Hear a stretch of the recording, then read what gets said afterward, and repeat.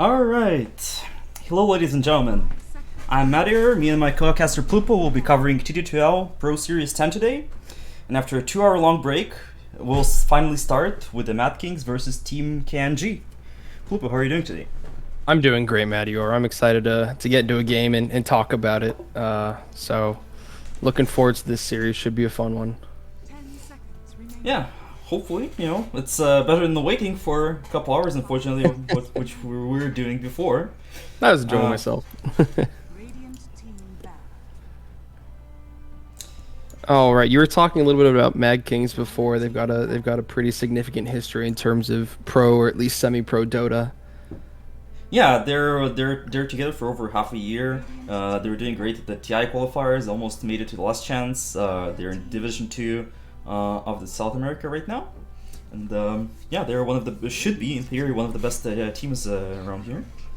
They open up draft with a Trend Protector, which will probably be 5 over here. Pretty common pick. I think just to open up drafts, it's not very committal in either way, and you can sometimes even play it in the 3 position. So I've been seeing a lot of tree protectors being played recently. Yeah, it is a very strong laner. Very good 5 to set up, especially with like some rage score or something. Otherwise, we see Lina bans, we see Leshrac bans. Beastmaster and Clock are a bit more unusual, I would say, but still, they're strong heroes right now. From what I understand regarding the Beastmaster ban, I don't know how to say his name. I'm assuming it's Jachito or maybe Jaquito. I know that he's kind of a zoo player, so that might be a targeted ban towards him. He's most well known for his Broodmother, but Beastmaster, Broodmother, they both zoo heroes, both kind of dominating the offlane whenever they can, taking towers. Yeah, from the radio team, we see Dawnbreaker and Miranda coming out. Not heroes like, not like a traditional combo with the Miranda Dawnbreaker, but both are pretty strong laners. Miranda can flex 4 and 5. It's interesting to see where this Dawnbreaker will go. Is it the 3 Dawnbreaker, or is it the support duo on the first 2 opening picks? I think it's unlikely that they pick both of their supports to start off, and I think it's also unlikely they're picking Dawnbreaker and Mirana as their 3-4. I'd expect to see this Dawnbreaker 3, Mirana 5. But I guess that's the beauty of having the flexible heroes being picked at the start of the draft, is you have so many options open with them, and Mad Kings is not 100% sure what they're drafting against. Yeah, and Miranda even can be a 3 sometimes as well, so it's a pretty flexible opening. For the Mad Kings, they'll pick up a Death Prophet over here. Also kind of flexible hero, can be 3, can be 2. With an early pick, like it's more likely to be a 3 here. Yeah, not much to like hard control this Death Prophet right now. So we'll see how the Radiant team answers it. Monkey King ban from the team KNG. I think it's one of the preferred heroes for the Mad Kings. I'm pretty sure one of their players is a Monkey King spammer. Right. I want to say it was their mid laner who's a big Monkey King player, but I might be wrong. Yeah, it is. It is their mid laner, Jahito. He's a big Monkey King spot player. So sounds good. Not unusual to see it going on, especially with a Trend Protector. It's a good combo of Overgrowth into the ring. Yeah, of course, very strong combo. It's kind of giving me the impression that this is a Dawnbreaker 3, otherwise, or a Dawnbreaker 2, possibly, depending on how much drafting has been done by KNGI. I think banning Monkey King this early in a draft where you have 3 counter picks to it's maybe a little hasty, but if they already have a game plan in mind, it's obviously a target. Yeah, it's interesting to see like Mad King's banning out all the hard carriers right now, like especially strong like Terrorblade Medusa. They're not like, especially Medusa. I don't think it's the strongest hero right now in the game. And like as an NLC as well, so it's like kind of interesting bans from both teams for me. I understand the LC is good versus Mirana, can purge the arrow every time, but still interesting. Like it's the bans that make me think like they're specific for something. Right. It sounds like each team has a very solid game plan going into this based on their bans. I think mainly that Medusa ban is just when you're playing Death Prophet, you're trying to run down these towers, and Medusa has a halfway decent deep push with some harass into Snake and stuff. So Maybe they're just worried about playing against that. Dawnbreaker also going to give Medusa insane sustainability if anybody actually tries to kill her. Aside from Medusa being tanky enough on her own, Dawnbreaker's there to kind of follow up and make sure nothing too bad happens. Yeah, and we know that Winter is a big Morphling spammer, the mid player for the Kanji, and Morphling is not banned. So we'll see if this means we will see a Morphling from the Radiant team coming in here. Entirely possible. I don't think any of the dire heroes are huge Morphling problems right now, but their draft is so open that it's entirely possible that they'll find some answer in the next 2 picks they have anyway. Yeah, for sure. If there will be a Morphling, I expect it to be like 18 or something here. Radiant team pick. Dire team pick. For now, we'll get a Disruptor, so this Miranda, either Miranda or Dawnbreaker, one of them will be a 4 actually, with the Disruptor most likely being the 5 here. Right. It is a decent hero versus Death Prophet in lane because you can just glimpse her away when she tries to siphon anybody. Also can like provide the harass. DP is not the most tanky offlaner, so it's a pretty good hero in lane versus a DP, I think. Right. I'm not exactly sure how much armor DP has, but most of the damage from Disruptor comes from that right click, and he's got a fairly significant range against the Death Prophet especially. They're not going to be having like a ton of like sudden burst and kill like they'd have with the Tusk or something, but let's see what happens now. Earth Spirit and Sniper. So this is kind of like what you were talking about with the Treant, where they could have picked up the Drow and they'd have this like really, really strong Treant Drow lane, but Sniper is probably just as good. You've got this like fairly damage heavy, kind of slow range carry along with the Treant Protector. It kind of owns the lane. Yeah, I think Trent Sniper is actually better than Trent Drow.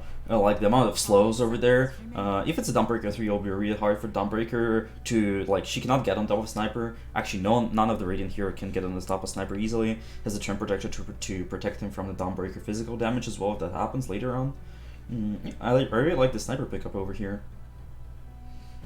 Yeah, it's just Drow with slightly less, I don't know, slightly less agi for the rest of the team, but doesn't seem to really be a theme of Mad Kings anyway. Yeah, I like the Sniper pick. Although he does have what two picks to be countered now, and the protection for the Sniper is not insane. They do have a Treant Protector, so you know anything like a Storm or a Void Spirit or something like that's gonna have to deal with overgrowth from Treant. Yeah, and don't forget that Sniper is no longer an immovable object. Yeah, there is the Morphling and then the 18 from the Winter. It is a hero that can kind of get on top of Sniper later on. Right. Dire Team doesn't have too much burst as well, so that's something to look out with the Morphling. Yeah, but going back to the Sniper, you need to remember that Sniper now has 2 escapes, which with most people picking a pretty early Pike and the Shard. So it's not like an old Sniper when you just needed to stay in one place and you had no way out. It's actually a pretty mobile hero, especially like compared to other ranged damage dealers like SF or Drow. Right. And I really like the Morphling pickup here. The Ags on Morphling against the Sniper is just disgustingly good. I mean, Sniper, his whole deal is basically right-clicking. This Morphling with the Ags is going to absolutely eliminate that. It's really, really strong. So if Morphling can get to the back, which Morphlings typically have no problem doing, just yoinking the Sniper agi is going to be super, super nice. Yeah, and it's also a really good Manta game, which is a Morphling is natural builder, like the silences, the overgrowth. I think if he goes like Manta BKB Ags or something, and either BKB or Ags first after Manta, I think the Dire don't have good ways to stop him for now. Right, totally agree. What are the big holes in each of the draft? I mean, they look pretty well-rounded to me so far, but are there any things that each team's really lacking? The Radiant hard lockdown. Like Disruptor is good, but it's still not the stun and it's countered by BKB, and like they don't have like any other reliable ways to stop. So this DP still can like run around whole fights later on. The Earth Spirit can roll around.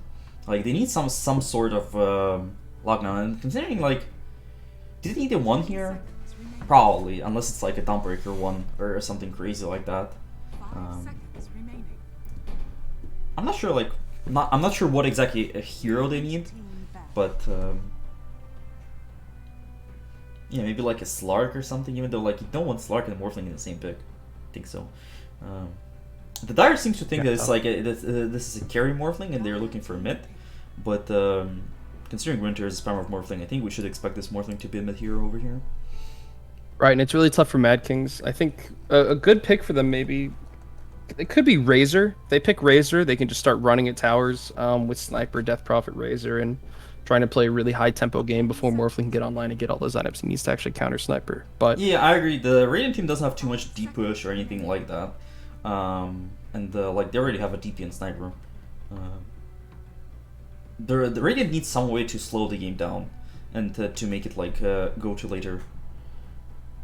And they're kind of relying on that P1 to do that. But the Medusa, who's a great tower deep pusher, and the Terrorblade, who's obviously a Terrorblade with illusions, is already banned out. So maybe they could use like a Naga, something to frontline, something to just push lanes. Honestly, something to like, try to keep the map depushed. I wouldn't even be against like something like Dawnbreaker 1 and Darkseer, pick up a Darkseer on 3 or something like that. It can escape the slows from the Sniper and the Trenton lane. It gives a deep push that they need. It's interesting, like, if they want to put this Dawnbreaker 1 maybe here and try to do it like that. It's also decent like into a Death Prophet. Dawnbreaker is pretty good versus DP in lane. Right. 10 seconds remaining. Well, it turns out it's gonna be a Zeus anyway against the Morphling mid, 5 seconds. unless this really is a Morphling one. But let's see.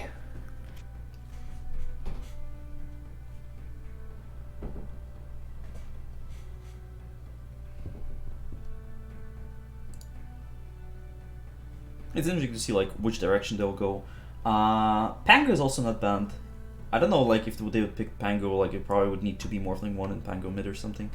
But Pango seems decent here as well for them. Like as a hero, even though I'm not sure in which lane it would go. They need some hero like that. Right. Well, let's see.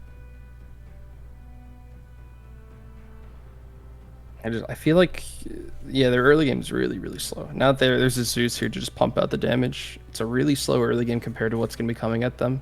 There's a lot of characters they can pick to slow down the early game, but it's going to really falter late game against the Sniper. Like, you could pick an Underlord here, but you're just going to kind of suffer against everything else in the game as soon as it hits like 30, 35 minutes as an Underlord. Actually, Underlord's not that bad. They just do Dawnbreaker 1, Underlord 3. I mean, Underlord is not the best in lane, I feel, with Sniper Trent. Like, I think he just, with the slows and the amount of magic damage over here, can die. They will go for Void 1, so it will be a Dawnbreaker 3 instead. This will be a mid-Morphling, and this will most likely be a Void 1 here. It gives him, like, more CCs, which one of the problems that I said in the fights, right? The potential of the Chrono into Disruptor field later on. If they can get somehow a good fight out, they do have a ways to kill the Dire team, but I feel like Void is extremely slow hero. Like, I'm scared about 20-25 minute timing and what they'll be able to do with the Void and Morphling. I feel like as soon as Void uses Chrono, and like Morphling is nowhere near ready at like 20 minutes to do much, I feel like they can just be run over here, with the Disruptor Mirana being not the strongest supports in a sense of fighting, straight up. Yeah, I don't know if they're going to have enough damage, even with this Chrono and stuff, so long as Mad Kings doesn't get absolutely wiped inside a Chronosphere or something like that, it should be okay for them. They should be able to just run this over. I mean, they have follow-ups for their Chrono, like if it's like 1-2 targets, right? They have the Disruptor damage, they have the Arrow, they have the Morphling, which will do a lot of damage. But like the problem is not, I feel like the Chrono. The problem is what do they do after the Chrono if they don't actually kill all of them? Like at least like a core, probably like 2 heroes is what they need. Yeah. They desperately need to slow the game down somehow, and I feel like it will be really hard for them. It's entirely possible that we're placing too much emphasis on this Death Prophet, though, and if she has a really bad lane, then the KNGI game doesn't seem too bad.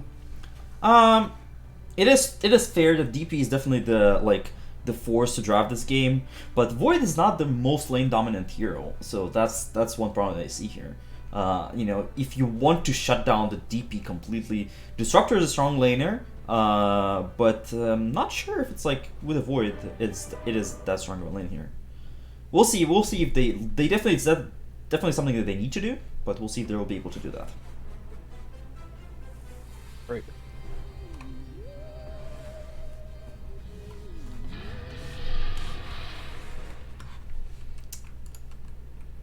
And we'll start with a pause for now.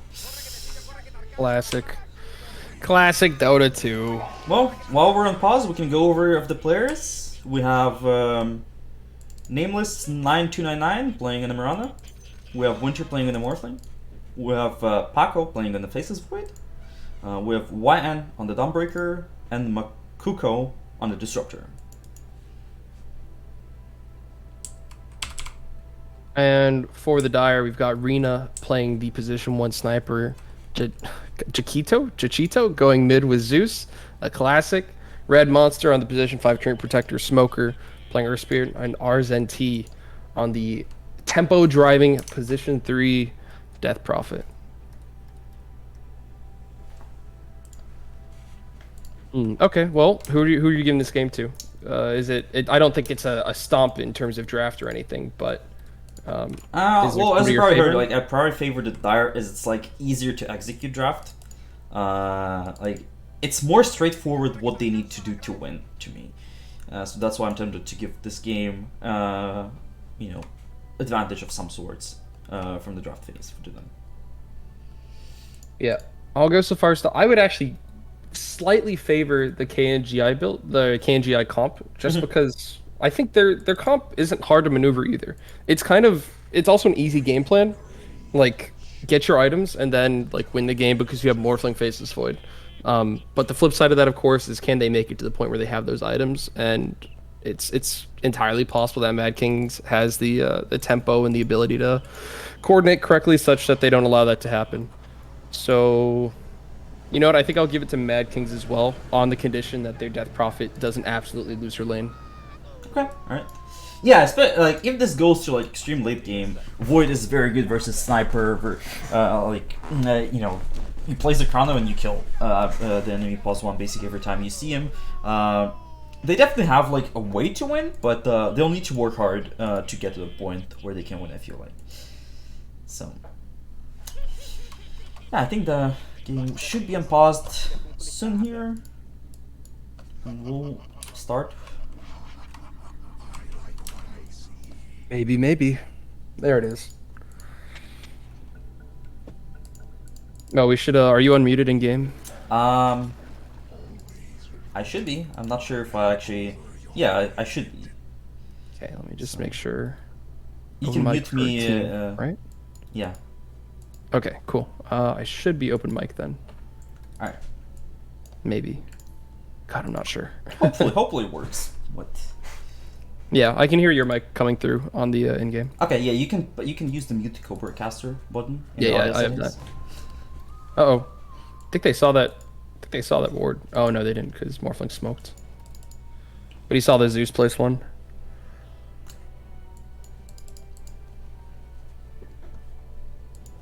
Makuko. Disruptor coming He's in. gonna find the ward. They might have noticed the uphill hit from Disruptor though. Yeah, he's already pinged out the ward. Yeah, he doesn't want to kill the bot though, so he wants somebody else to come in with his entry. Right. You want Dark Lightning for the laning phase.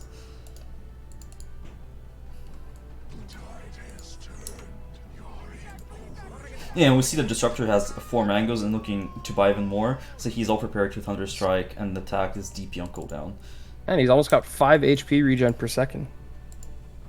Isn't it true that mangoes have the most efficient like HP regen for gold costs?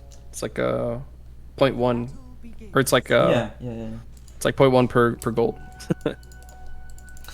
Alright, we'll have a 2-for-2 split for the bounty runs over here, and we'll see if they actually notice the ward, or maybe they're just saving until Zeus gets level 2, and then he'll actually just bolt and get the gold himself.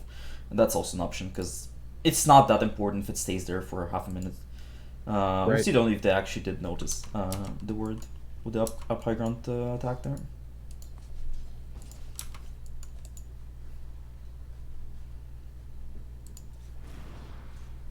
Mirana arrow coming onto a Twin Protector in the top lane.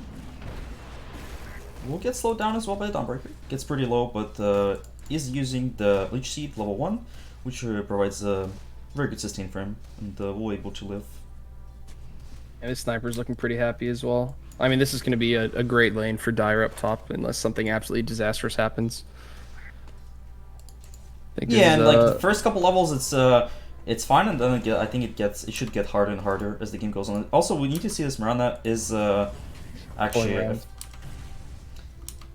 Yeah, I think that's the correct choice. Considering you're against Sniper Treant, you only barely came out on top of that trade, but the leech seed almost completely nullified what happened. So Yeah, and I think this pull we around see what is this Miranda absolutely is correct. doing. Yeah, the pull.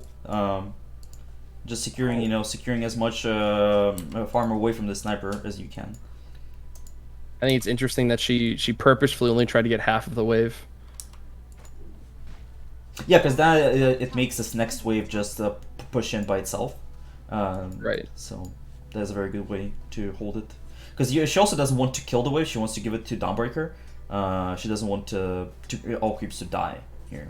Right, right. So we'll see this triple wave now coming into the tower for the Dawnbreaker to have a free Oh farm over wow. here. And meanwhile, she can just farm as Unless well. she loses the creeps to the T2. Oh no. Pathing very odd. Yeah, they need to be a bit careful not to get all dove under tower with this triple wave here, because the sniper and the Trent can't do that. But for now, Dawnbreaker is able to get at least some XP over here.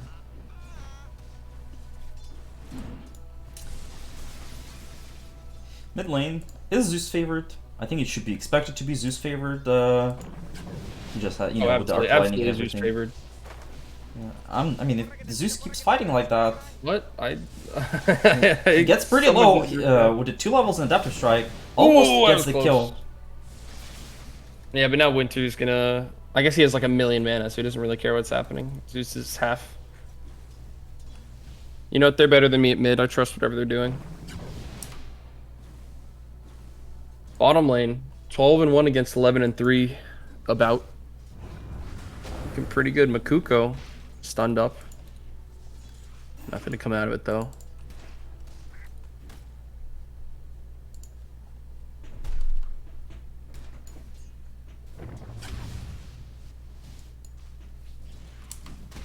Yeah, on the bot lane, lane is not a good position for the Radiant team. They cannot pressure as DPO Rush under tower, and with the camps blocked, they cannot easily solve this problem for now. Paco's got a ton of points in time walk. He should be more than okay with whatever's gonna happen to him. Yeah. 700 range. Mirana tried to come in mid, maybe try to look for the Zeus, but there is a ward scouting her out, and Zeus actually brings the Sentry himself, gets the ward to 9 in the mid lane over here, gets the gold for it, and is going to pick up the bounty rune and then the 4-man rune as well for himself here. Pretty good for him. And Winter's getting pretty low. If oh, bottom lane, Paco. Getting low. The blast isn't going to quite be enough to finish him off. Or the Crypt Swarm, I should say. But he's playing with fire here. He's only 100 health. If he gets rolled on by Smoker, or even catches a stray level 2 Crypt Swarm, it's going to be bad news bear. Instead, Looks like they're going to opt for the Disruptor. And he's going to be chased down under tower. They're going to sacrifice a little bit of health, Crypt Swarm to finish it off, and it's going to be a very lonely looking faceless void for now. Yeah, but now Disruptor can bring more region from the base at least. He bought even more mangoes, has up to 7 now, and has the Salve and Tango to heal up his void over here. Lane is also pushing in, so it's not, honestly, it's not the worst that you can have on the Disruptor. So at least you have that. Alright, I'll be right back. The washer dryer's here. In the bot lane, Earth Spirit tried to roll onto the Faceless Void, missed the roll, but with level 2 Smash, now this Void gets really low, will get chased down by the Death Prophet with his Crypt Swarm, missing up there, and stopped by the Kinetic Field from the Disruptor under the tower. Void will live for now, starts to get up the Salve, and will be able to heal up here shortly. Instead, the kick was not enough to kill the Void. He'll now pop the Salve and will region up to full. On the top lane though, Dawnbreaker got the XP at least. It's kind of the most which you can expect versus the sniper lane. Needs to play very passively. It's scary to get attacked by a Trent and the sniper, which is happening now. Gets slowed down, but the sniper doesn't pop the shrapnel. Still good harass. Dawnbreaker kept at low HP. That's what you want. She's not able to come in to contest the wave that's now coming into the dire tower. And now the Trent uses the Nature's Grasp, starts running down, and with the Zeus ulti from the mid lane, secures the kill on the Dawnbreaker. Yeah, that's the plus of Zeus. No mid lane rotation so far. Morphling stays there in farm, Zeus stays there in farm, but Zeus with the global presence, applying the pressure by existing in the game. And now has their Arcane Rune, probably just going for the bounty as well here. I don't think he'll actually go towards the bot lane, but that Prophet is pretty low with the Earth Spirit rolling in. She will get a Disruptor kill, but she's getting pretty low. She has one more Siphon after that. Faces Void has the Time Walk, so he should be fine over here, is able to Time Walk under the tower, and will escape for now. Yeah, we talked about how this Death Prophet should not have a great game, and obviously it's not something that they could have done. You know, the Faceless Void is getting jumped by the Earth Spirit here, and even will get an additional kill for the Earth Spirit. This Death Prophet is absolutely happy right now, dominating on the CS charge, 10 CS over the Void. Has absolutely free lane. Yeah, this is looking scary for the Radiant team over here.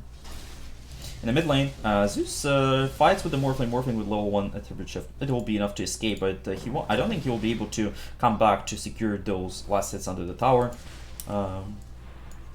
Top lane, Dawnbreaker is going on the Sniper. Sniper is getting pretty low. There is 2 levels in the arrow. There are creeps protecting though, with the Starstorm coming in with the arrow, but the Living Armor from the tree provides so much armor. 18 armor Sniper, it's so hard to kill him. Now they will turn, miss from the Nature's Grab from the Trent. Dawnbreaker will try to go back in, and this will mean that she will die over here and give the kill to the Sniper. Middle tower is under attack. Faces Void still level 4 in the bot lane, so even though these heroes were kinda low, they're not able to pressure. And we'll see that DP is going Spirit Vessel first item. Very good pickup versus the Morphling. Will give her ability to pressure even more, earn to sustain herself in lane after the fights, or to get additional kills. Earth Spirit rotating to mid to secure the 8-minute rune. Zeus going for the other one, so Morphling should not be able to get this one. Invisibility rune spawns in the bot lane. And Zeus is going towards it. Gets kind of low from but he should be fine over here.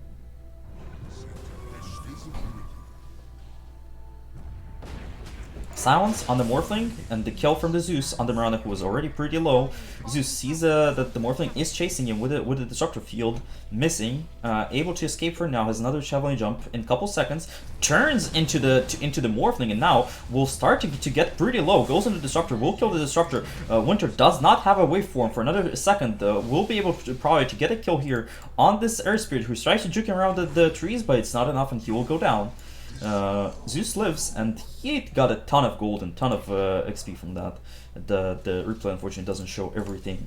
Now we can switch over to Networks, and we see that the Zeus is dominating the Network charts. Morphling still had his game, but everybody else from the Radiant team is very, very far behind. And DP starts to pressure the tower in the bot, and there is nothing this Void level 5 can do. He's not even close to a Chronosphere, so they're forced to give up this tower, which never feels great, giving up a tower to a solo hero.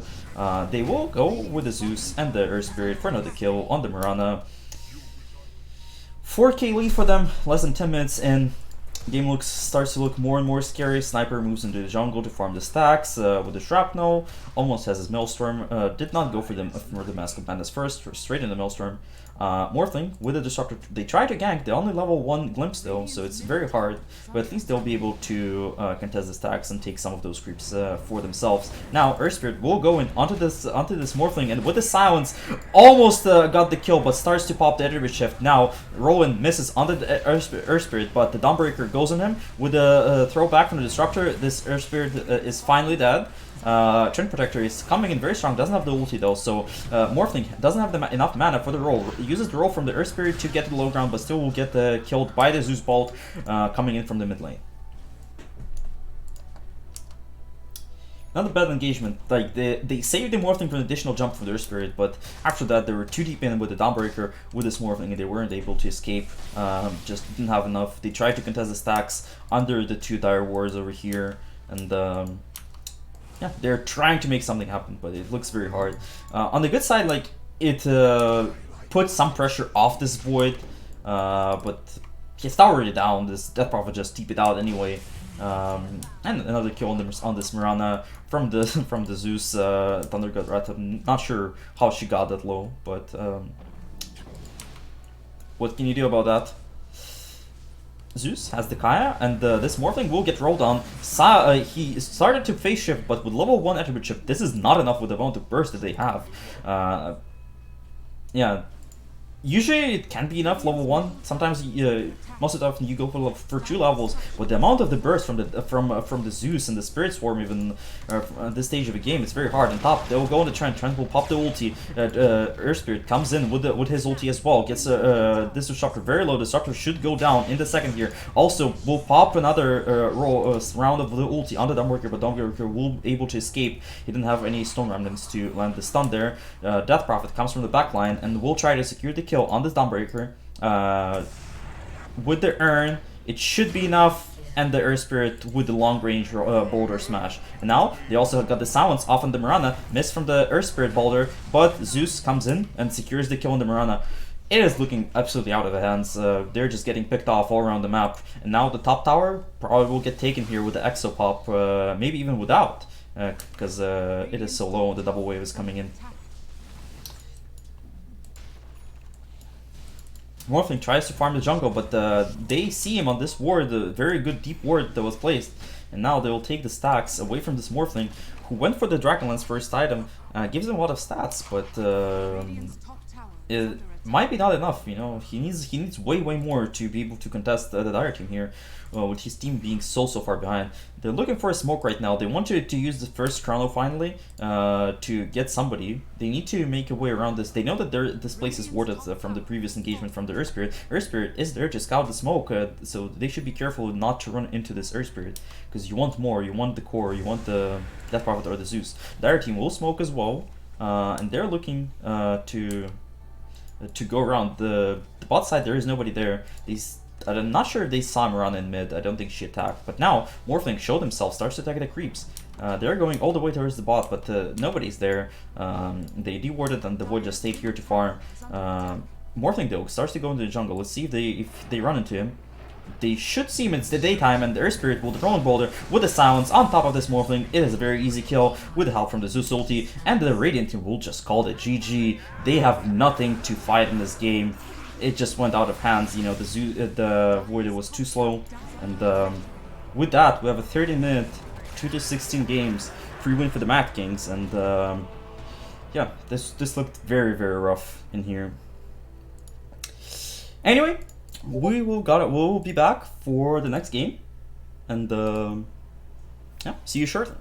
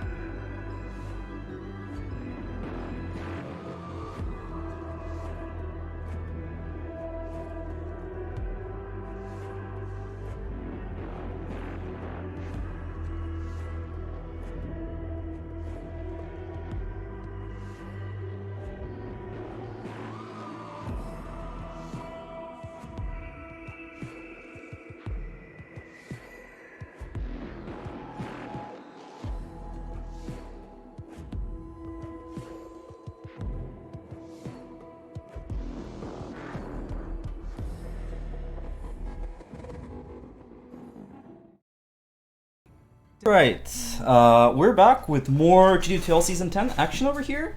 Again, I'm Matter, and we have Plupo over here, and we're casting Ram's Isekai Adventure, who are called Eminence right now in Dota, versus Mad King Esports. Yeah, looking forward to the game. Hopefully there's a little more to it than the previous one. Pretty hefty stomp. But yeah, I'm looking forward to it. Techies ban to start off. The Rems team have a crazy techie spammer. I think it's their 4, Thana, who's not in the lobby right now, and they're a big techies enjoyer. So, Math Kings did their research. You know, they banned the techies there. The Rems Isekai Adventures are the finalists of the previous T2TL. So, yeah, it should be a more competitive game than the previous one we casted over here, hopefully.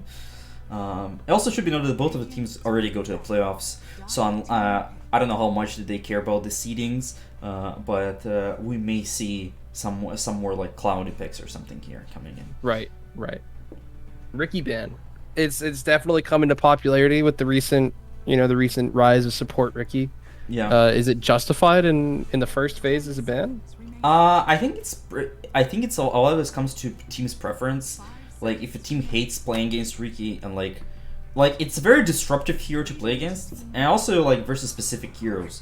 For example, heroes like Tuskar or Magnus, they really suffer versus the Ricky. Like any hero that like needs to work around the cloud, it's very annoying for them. Yeah. So it's either could be a preference or something they want to draft. From what I see, they open up with the Rubik. It's not the strongest laner, but it's a very versatile hero. Like, it's a hero I say like no matter what happens, it'll always have its uses in the game. Right. And it locks down a bunch of the parts of the draft where you're not going to be picking Lion, you're not going to be picking Shadow Shaman. You're going to avoid picking these characters with like uber strong spells, but that's their whole kit because now there's a Rubik. I don't want to play Lion against Rubik. Yeah, I mean, I wouldn't say that those heroes specifically are the most popular heroes right now. Yeah, well, I mean, it doesn't matter anyway because you're not picking Lion, but... Yeah. Well, they will open up with a Tusk. It's also a very good hero right now. Very good for... Warlock, though, is definitely something I did not expect to see in the first phase over here. Wow. Especially versus Rubik as well. You know, he has a lot of good spells to steal as well. It's interesting what they will do exactly with this Warlock. Yeah, it's interesting to say it at least. You know, that's it's interesting what they'll do with it here. Yep, I'm excited to see what's going on here. Love the pick, love the confidence. You think this is gonna be a Tusk 4, Tusk 3, Tusk 2? It could be anything. Like it's a very versatile hero. It can be either of those. Sometimes it can be even a 5, but with the Warlock here, it is not likely. It should be noted that this team is it is known to pick a lot of unconventional heroes and non-meta heroes. So, you know, we may be surprised by the Warlock, but maybe that's something that they tried and it's one of their fun ideas to do in the game. We'll see an Ember here. They don't have a lot of lockdown, not a lot of instant lockdown, because even the Warlock ulti, you know, it's has a cast when you can see it. If it's a Tusk mid, the Ember should be very good versus that as well. Right. And considering they banned the Bat Rider, they're obviously not expecting to see a Tusk mid, so... Yeah, but you know, it's also you can flex, and the Bat Rider is just a classic Ember counter. In always possible, it's any melee hero versus Bat Rider is very hard to lane. They will ban Bloodseeker, so maybe it signals with some Pang or something. Mad Kings will ban the MK themselves, even though they have an MK player. Probably they have the Ember Spirit mid already, so maybe they're not concerned about that. But yeah, I'm interested to see if it's that straightforward that the Radiant just want the Pango, that's why they banned the Bloodseeker. Not sure about that. That could be. Are you gonna play a Pango into an Ember Spirit? That sounds fine to me. I mean, it's not the best, it's not the worst. You have the mana burn. Ember hates to be without mana. And, like, you build Diffusal and can be annoying for the Ember. I think it's a lot of... It's fine. It should be fine in lane, I think, as well. Maybe a bit Ember favored, but it's like... Should be fine. It's not the instant stun, though. Right. But it's still, it's like... it could be an instant stun. With a roll blink, at some point, it becomes an instant stun. I wouldn't say it's, like, terrible to have a Penguin to Ember. 5 seconds remaining.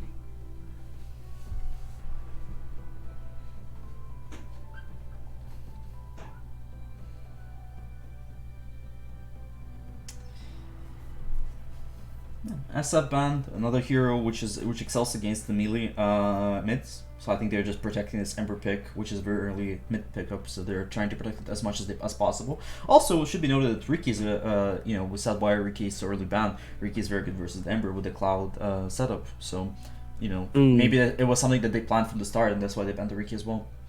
Yeah, I think I don't know if it's defining their mind that Ricky's gone, time to play Ember, but I'm sure it doesn't hurt to have it out of the pool as well. But this is like heavy Ember protection for the 3 bans, so they're placing a lot of emphasis on it. Eminence is known for taking these really aggressive positions in the early game into the enemy jungle, hence the Tusk. But maybe they're Mad Kings is trying to leverage Ember Spirit to kind of stave off that aggression. And that's why they're placing so much emphasis on these early bans, or these bans in the mid lane. Yeah, we'll see what they pick. Like, honestly, I wouldn't be surprised if they pick like a DP for themselves right now with a DP Tusk 3/4. Should be pretty strong. Should be able to like control their offlane if that's what they like to do. Wouldn't be surprised to see something like that.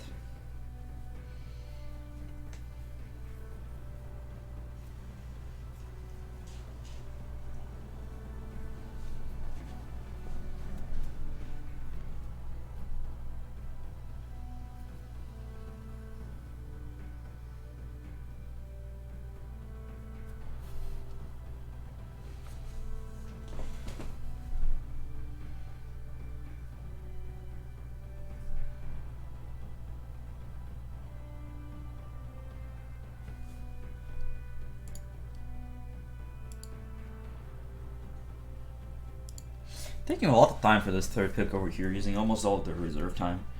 I think they're trying to analyze how they're going to deal with this Ember problem. Not necessarily meaning that they're picking a mid laner here, but what are they going to do to support the mid laner that they're going to pick here? So they've got to figure out their mid laner. Maybe they have to figure out their 4. How are they going to gank this guy? Okay. Hoodwink. So this means that Tusk will be either 3 or 2 most likely. Hoodwink can be 2 sometimes, but it is a very unconventional thing. This probably means that they went against 4 here. They decided to go with something safe. It's a lot of burst. Yeah, I mean, I'm fine with the Hoodwink peak here. We'll see, I just don't see the structure of what exactly their draft is going to do. So they'll need to show their luster picks with something to round this up, and for this to make sense, in which way this will operate. Right. I think they have to place this Hoodwink mid, but I mean, I suppose it is a safe 4 pick. It just seems kind of out of the blue. I mean, I guess you get a bunch of damage and stuff. You can pair it with your Tusk and just nuke someone to death immediately, but it seems kind of almost unnecessary. I feel like there are other 4s out there that are going to do the same job as Hoodwink, but better for what the draft situation is. I think they just weren't sure what the Dire team wants to do here, and that's why they use so much reserve time. And they were just not sure what exactly is the way to deal, because the Ember opener doesn't show you exactly what way the Dire want to play. This Bounty Hunter will likely be a 3 here.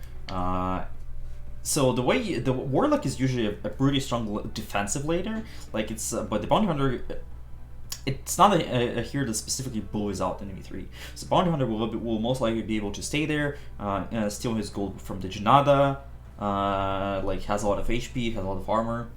I can see how it works, and it also provides vision for the Ember to walk around, provides them ways to be inactive on the map a lot. Okay. Yeah. Well, maybe this now changes everything that I said, because Doom 1 is a thing. They're still pretty flexible with those heroes. I don't think you want Doom Bound down in the same lane. So is this a Bounty Hunter 5? Is this a Bounty Hunter 1 in some world? Like, not sure what exactly how those heroes will lane. And Well, considering it's a Warlock 5, I mean, it's really not the worst lane if you're gonna go Doom Bounty Hunter, depending on what the Eminence P1 is. yeah, but it's a lane that kind of just says, okay, you can have your farm and you can do whatever you want there. I'm just not sure if that's the way you want to do. So it's either Tusk 5 or a Tusk mid. Tusk mid against Ember sounds pretty not great, in my humble opinion. Probably, yeah. Probably it's, Tusk has a lot of HP and you can build Bracer and you can sustain versus the Ember Spirit, Sleight of Fist spam. Maybe you can kill him with, like, a punch into the Hoodwink rotation as well, like level 6. I can see that. It's like, it has its plays, I guess. And, like, then you can get Blink Punch, it's an instant stun, it's an instant lockdown. Maybe I don't hate it as much. I will say that they don't have any burst for the Razor on the Dire team, so this Razor, if he has a good lane in this position 3, or position 2, whatever it is, he should have a good game. It looks like they're thinking Razor position 1 based on the Centaur ban from Mad King. Could be as well. I think Razor is good versus Doom in lane, right? What does Doom do to the Razor? Right, so it's going to be... So what, you're thinking it's going to be like Razor, Tusk against like Doom Rubik or something, right? Because you don't want to put Doom and Bounty in the same lane. That sounds like it's a... Yeah, I think it's Doom Rubik 3-5. I mean, sorry, 3-4. I think Bounty Hunter probably 5, even though it's like kind of weird. But unless it's something weird. Unless it's something weird like a Doom 1 here, which I've seen several times. For the raid team, like, it's more I think it's the Tusk mid. I think it's Tusk mid, Razor either 3 or 1. And I think they have the last pick, so they'll make a choice in when they see the last hero from the Dire. Right. I think the Doom one isn't a bad idea at all, because they have tons of damage from Ember Spirit. They're going to have a pretty significant amount of damage from Bounty Hunter, depending on if he's going Ags or not. Rubik, of course, just pumps out damage with whatever spell he steals, so... Mad Kings could absolutely put a Doom 1 and then, I don't know, put some break person at 3. Or Weaver 1, yeah. So it is a Weaver 1 with most likely a Bounty 5 for him. I mean, Weaver is a strong laner on his own. So, like, I think it will be fine. In terms of lane, it's fine. Later on, Weaver can outrun Razor Link, but at the same time, like, I don't think Weaver is the best Razor killer. I think they'll be looking to pick up an early Vessel from this Bounty Hunter versus the Razor. So a lot will depend, like, how far this Bounty Hunter is, how fast he gets to 6, how fast he can get his track kills. Okay. So Zora actually just hit Grandmaster on X like 2 weeks ago. So. Okay, well, this will be remade right now, but we already can probably see that this is the Axe off lane. It should be the Razor 1, should be the Tusk 2 over here. Who do you favor in this draft? From what you can see over here. Let's see. I mean, it's not a bad lane for Radiant here in the safe lane. Okay, we're going to remake. Okay. Let's see if I had to favor one. God, it's hard to say. I think probably Mad King Esports. I think the Embers is going to be doing a lot of work this game, and if it's any show from last game of how it was being played, it was just like unstoppable. Or the Zeus it was, at least. Copy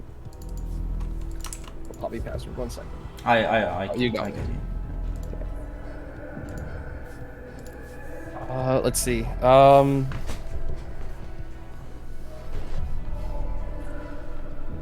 Yeah, I think I'm gonna give it to probably Mad Kings. I think Ember is gonna have a great lane. I think that's gonna translate into an easy game for the rest of the team as well.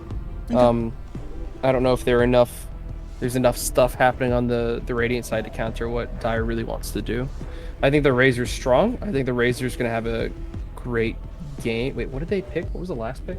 Yeah, so it's gonna be Razor 1 against Doom Bounty Hunter. So unless something goes disastrously wrong in that lane, Razor's gonna be fine. But I think it's Bounty Hunter 4. I think it's Bounty Hunter 5 and Rubik 4. Not sure. I don't know. Yeah, that's what. Oh wait. Oh, okay. Now I see what you're saying. Maybe I'm confused. Hold on. Anyway, so it's Razor plus Tusk against some lane combo, and either way, it's going to be pretty obnoxious unless they manage to swap lanes, like Weaver against the Razor or whatever. But God, who am I giving it to? Who am I giving it to? I mean, I like the Warlock. I like the Axe. I think that's going to do things. But all their damage is like centered around this Razor, kind of. And what, they just pop down a Doom on it, and it's Bad News Bear. There's just too much happening for the Dire. There's too much utility, and I so don't much the think Radiant Draft is centered around so few heroes. I will say that Doom is not the best hero versus the Razor, because like Razor, if you popped his ulti, after that you don't care if you get doomed. Like you're already doing your stuff. With the, if he goes the shard build, if you pop the Bloodstone, the shard, the ulti, it's already there, popping everything around him. I will say like I don't think this is like such an Ember favored lane in theory versus the Tusk. Especially considering that the Hoodwink is a much more active rotation hero than the Rubik and can do more. Like I expect to see as soon as the Tusk hits 6, I expect like a Hoodwink rotation to try to like from the punch into the Bushwhack follow up, and they may be able to bring down the Ember. This game is a lot on like how the mid lane will go, I think, and this is important for the Radiant team to have a good game for the Tusk. So then then after that he's able to run at this Weaver, keep going at this Ember and so on. We see that actually they're just all running in here. Not sure. I think this will still be a 4. I don't think the Warlock will be a 4. Bound Hunter is running around top, so he probably will be a 5 over here. Probably like they're still all together grouped up for the runes, but I think we can see the more likely way it will be. Mm-hmm. 30 seconds to Alright, and while we have time, we have Rem on the Razor, we have Judd on the Tusk, Zor on the Axe, who's going towards the bot lane, we have Tana on the Hoodwink, and we have Yambura on the Warlock. And we can see that they did swap the lanes. Sorry, go ahead. Oh, yeah. With the Dire team. Yeah, it makes sense. You want to get the Weaver away from the Razor. On the Dire side, RZNT on the Weaver. We've got Jaquito on the mid Ember Spirit. Reyna playing position 3 Doom. They position 4 Bounty Hunter and a position 5 Rubik going to bottom lane eventually. But in the mid, doing a lot of damage to the Warlock. Not going to be able to find anything. Yeah, it's not the best hero to do damage to because it is a Warlock. He is a heal. We can see that they swapped and that the Razor is going top and the Axe is going towards the bottom lane. So they try to dodge their lane, and for now they will. The Weaver is staying top. Doom is heading towards bottom, heading very slowly. So this first wave is absolutely free for the Axe. And on top though, this Bounty Hunter is doing a very good job at zoning out the Razor. So first wave is kind of uncontested. But yeah, it's not the most fun for the Doom to be solo to lane. He's also solo laning for now on the top lane. Might be going for a kill here. Oh yeah, this Razor's wrong side of town. Yeah, I think they also missed the shadow. I'm not sure if like it was intentional on the Bounty Hunter or if it was a misclick when they were so nearby each other. But yeah, this lane will be absolutely fine for the Weaver. I'm not sure what Razor exactly does to him. But on the bot lane, like Doom has a Scorch Earth level 1. He doesn't have the Devour. Let me pull up the blast hits for now, and we'll vibe it out.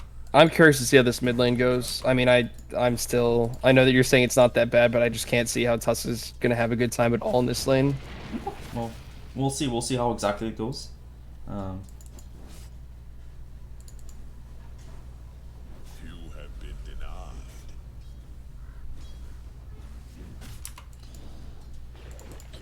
I suppose it's not going too bad. 9-1 against 8-3 is not bad. I mean, Ember picks up the later lane goes. Oh, and this Razor goes down again. Oh, yikes. Yeah, the Weaver gets low, but that's about it. Not the funnest game for the Razor so far. No, not at all.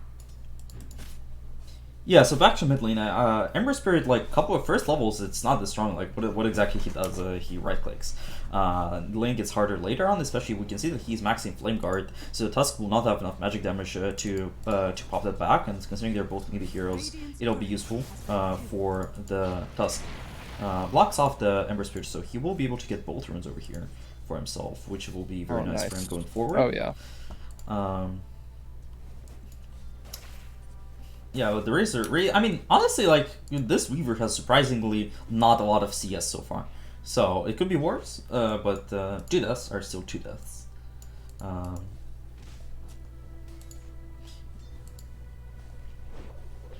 Bot lane, we can see this Hoodwink trying to go for the Bounty Hunter. Bounty Hunter gets very low, but will not get lost bounce from the Acorn shot. Barely, Battle Hunger barely ticking out before the bounty, eating too much of it. Very close. Looks like he's gonna go back to lane, or back to base, and Reyna, free farm. Or I should say free XP, solo XP. Yeah, but this Axe is happy. He already has the Ring of Health. He's halfway to Vitality boosters, but we'll have the Vanguard very soon. Right. So the Axe is very happy. Right, and he's gonna be able to go into the jungle and just farm to his heart's content at some point. Oh, on the top lane now. We keep looking at the lanes, and then on top lane they keep going with the Rubik and with the Weaver and killing those heroes. They're getting kind of low on the level 2 Plasma Field. Might be enough to get this Rubik, but instead Rubik will pop the Fairy Fire and they will kill the Razor in return over here on the top lane. Yeah, no, not quite. I think this is kind of the worst lane that you could ask for on the Radiant. You pick a Razor, you're supposed to dominate your lane against whatever it may be, and they end up picking a Weaver, and suddenly everything's gone horribly wrong. Yeah, and it should be noted that they both have wands and they both have raindrops. So they know how to play against the Razor and how to minimize what he's able to do in the lane. Right. Rubik denied himself to the creep wave, so he comes back up with the full HP, with full resources to this lane. Bounty Hunter will get another career from this Hoodwink. Hoodwink tries desperately to get into Passy, but isn't able to do so.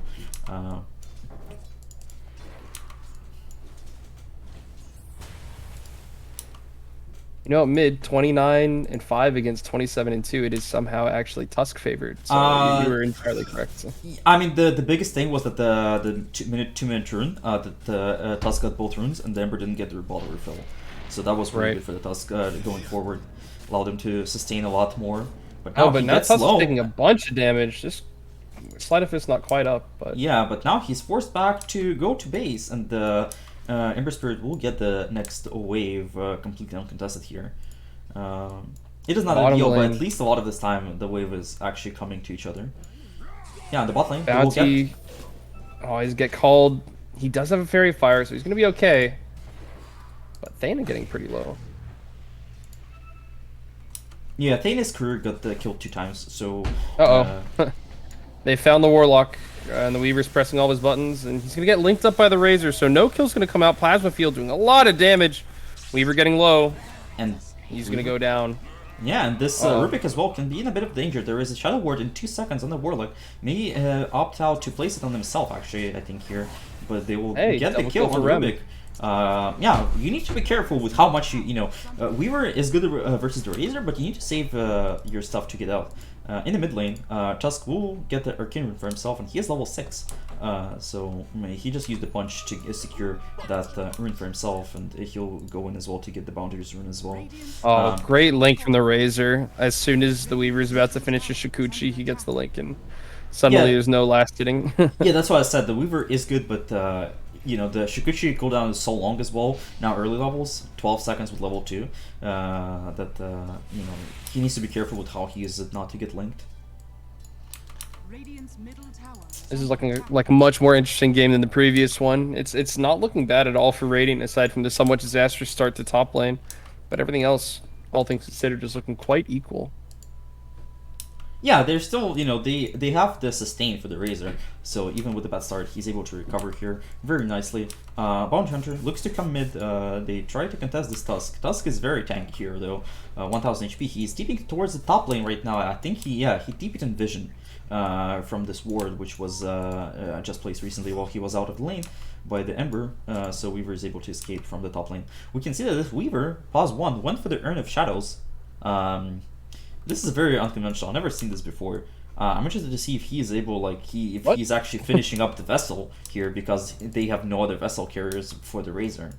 I mean, I guess it gives you mana regen, which you need on Weaver, but I'm not 100% sure. Yeah, I'm not sure what it'll be interesting. Like, I know that they need a vessel and they don't have the best vessel carriers, but I'm not sure if you want to do it. Meanwhile, on the butt, there is an Ember running towards this Hoodwink. But Hoodwink, very nice bushwhack and should be able to escape here. They're trying to chase down the axe and the Doom on comes the up. axe. Oh.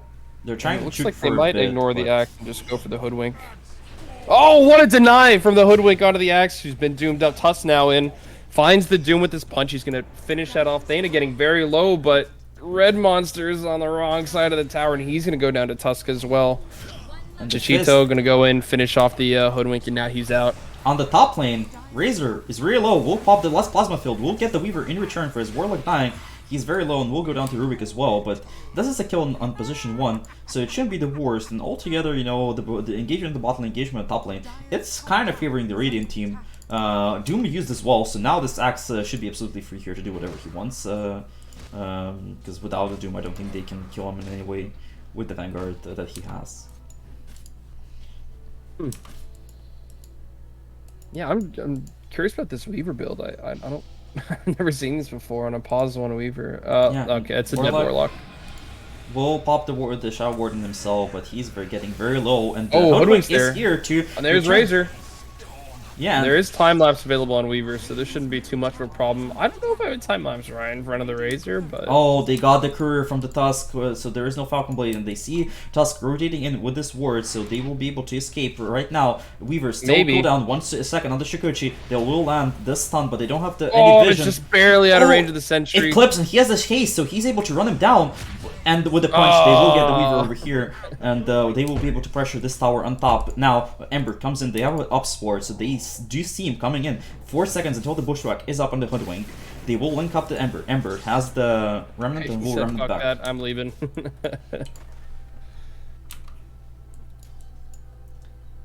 Yeah, this game looking pretty good for the Radiant team so far. It's not a huge lead either, but you have to keep in mind this Axe has been almost uncontested for the entire 10 minutes of the game, and he's going to be getting a very early Blink Dagger timing. At least farming the enemy's triangle. I mean, what a guy. Yeah, and we can see on the top lane, Ember returns again. There is a Bushwhack coming into them. Getting Stunned low, up though. This Hoodwink. All right, this is a dead Hoodwink, surely. Or Sure. Oh my God, I hate he's this less rat. scurry, but we'll get picked up and we'll still go down over here. After scurried by Rubik, what can you do? Reyna finishes off his hand of Midas. Mr. GPM is in the game. He's ready to play. Yeah, has maxed those Scourge Swords, so only 1 level in the Devour, so you know it's not up to the full level of farming yet. But you know, he's still up there. He's still 3rd net worth, basically even with the Axe and with the Tusk. Yeah, we need to. I want to see like you know, this Tusk needs to do a lot this game, and he were to fill his bottle, he'll have his Falcon Blade coming up on the courier to just respond, and we'll see what he decides to do with that going forward. I mean, so far he's been in the game. He's been making movements that he needs to be making. So I don't think it's he definitely did a good job. I just want to see what going forward. What is he able to do more? By breaking out top, Razor has the Rubik static linked up, but it's Rubik going down. Jachito rotates in. Arzen, he's here. He has the time lapse. I don't think they're going to be able to find enough damage on the Razor by the end of it. Jachito does find it, but at the cost of the mid laner, the mid laner going down now. And there's rotation in from the Tusk to finish off those 3 heroes, and that's a Warlock tool to use just to push this tower with the card, with the Warlock going for sure. It's going down over here, and the bot lane, you know, Axe is there to contest, and like, what does the Bounty Hunter do to him? You know, like they have Doom, but they need more. Like the problem with the Bounty Hunter and Rubik supports, they don't do too much damage on their own. You know, they are here, but they've got 4 people bottom now. There's the Doom rotation in from the Razor. They're going to try to back off of this Axe all of a sudden. He's taking a lot of damage. Arzen going to dive behind the tower. Shikuchi to finish off the Axe, and Razor is at 1 hit. He goes down. Arzen's going to try to find this Warlock here. He's hiding in the trees, but don't think this Warlock's going to be able to make it out. Arzen should be more than happy to claim this kill, or at least Rina, who is, again, Mr. GPM with the triple kill. Highest net worth in the game. Not even close. Yeah, that was a big overestimation of the Radiant team of how strong this Razor is. They wanted to save this axe, but it was a bit too late. With they didn't have the Warlock Golem either because they used it for top tower. So a bit of the overestimation of how strong they are at the moment, and they pay for it. Right. I would go so far as to say the Warlock ult in top was maybe a mistake. Because at least you could have TP'd in and tried to pop it down on that team fight, and you did have a Seed Tree coming to the tower, so perhaps not necessary. But... Oh, they see the Hoodwink on the sentry that was there, but Hoodwink will turn with a Bushwhack. They should be able to get the Rubik here, but the Rubik will live for now, but will go down to the Iron shot. Hoodwink will go down in the return, but Tusk will get the chained by the Ember as well, and should go down here. All right, Mad King showing their coordination, their ability to move around the map with Weaver and Ember. Playing very well. A lot of good communication. Razor are going to find this bounty hunter who seems to have possibly overstepped. Okay, yep, they're going to finish it off with the Shadow Word. And now they're going to go turn onto the Warlock. Mad King taking down the position 5. And they could be looking for more, but it looks like they're just going to maybe exit. And another 2 kills, or sorry, another kill for Radiant, another kill for Dire. Still looking pretty even, aside from this fucking Giga Farms, this Giga Farm Doom. Yeah, but that's just how Doom is. So that's mid lane. They're gonna catch Weaver, stunned up, called, not gonna be able to find it, and he's decided he's gonna dive. It looks like this is gonna be a very dead axe. It's time lapse to get himself out of there. Tusk trying to roll in and find something. Last tick of the damage will be enough, and now is in the back. They missed the Bushwhack, unfortunately, the Emperor. That means that he will survive.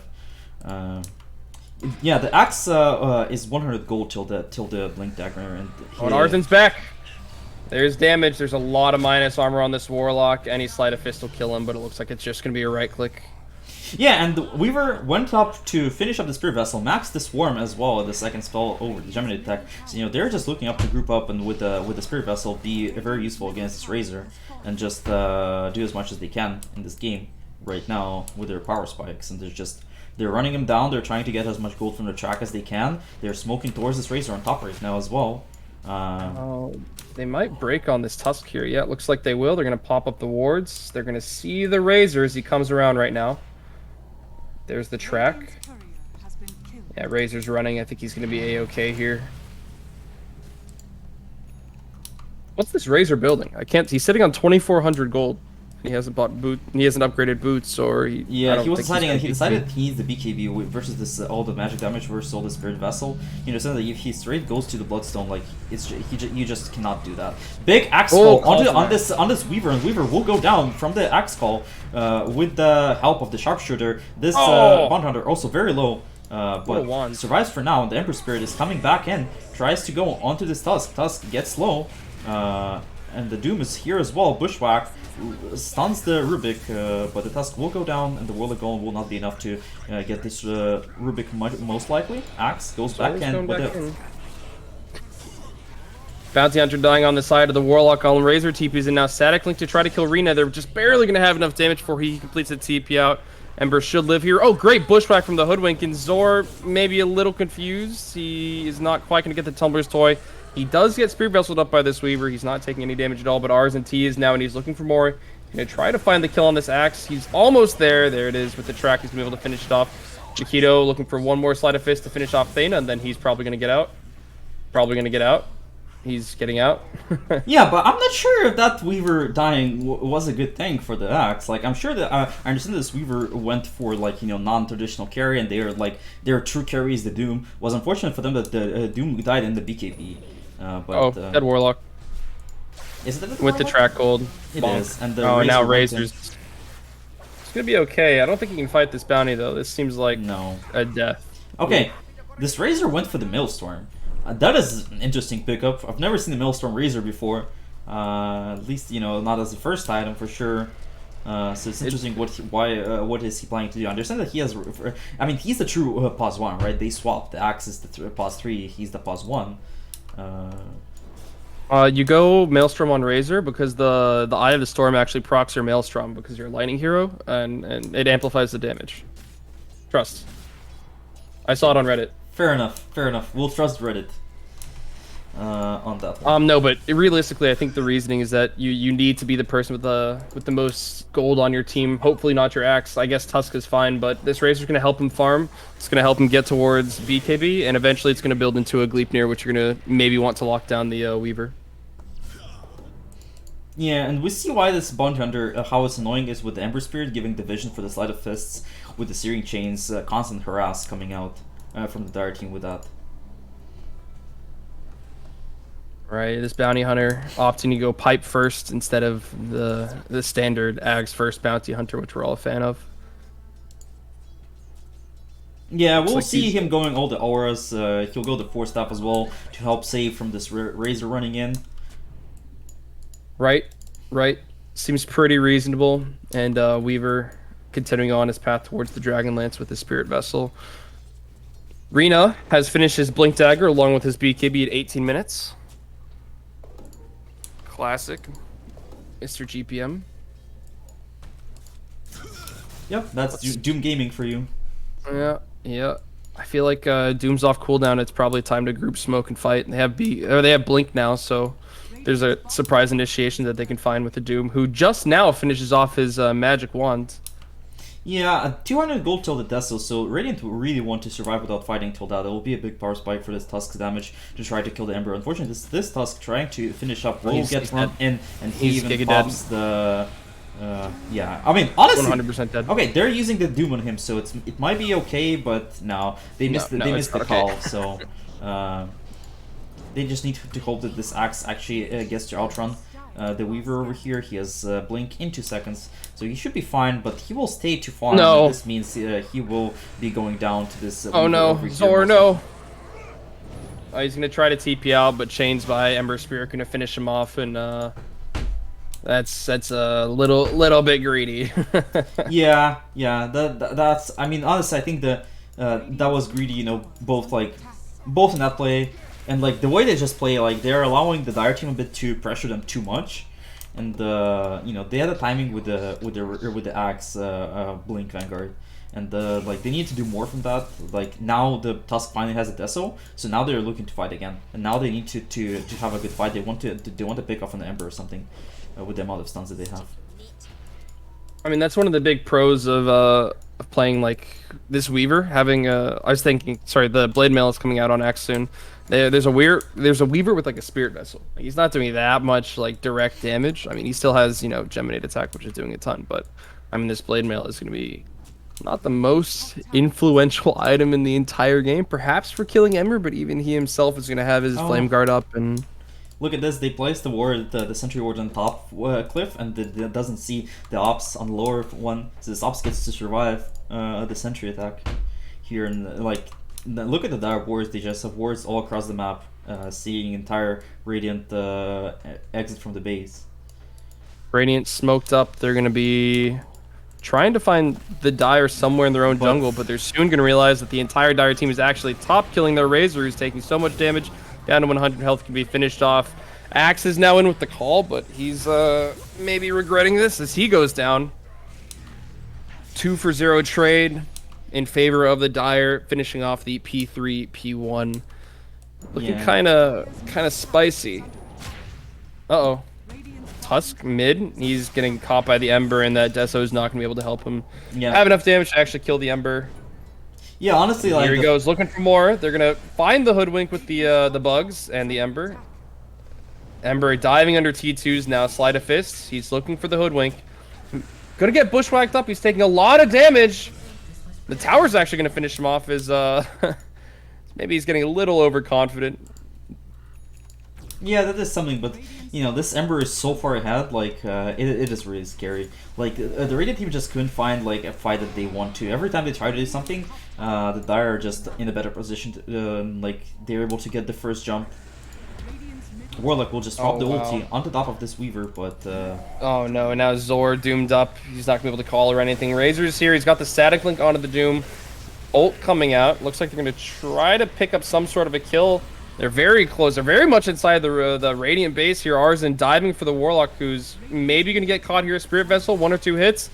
Nobody's really dying except for that Axe, and Razor happily running onto the high ground to try to find some more kills. Yules from the Rubik Going to nullify that chase.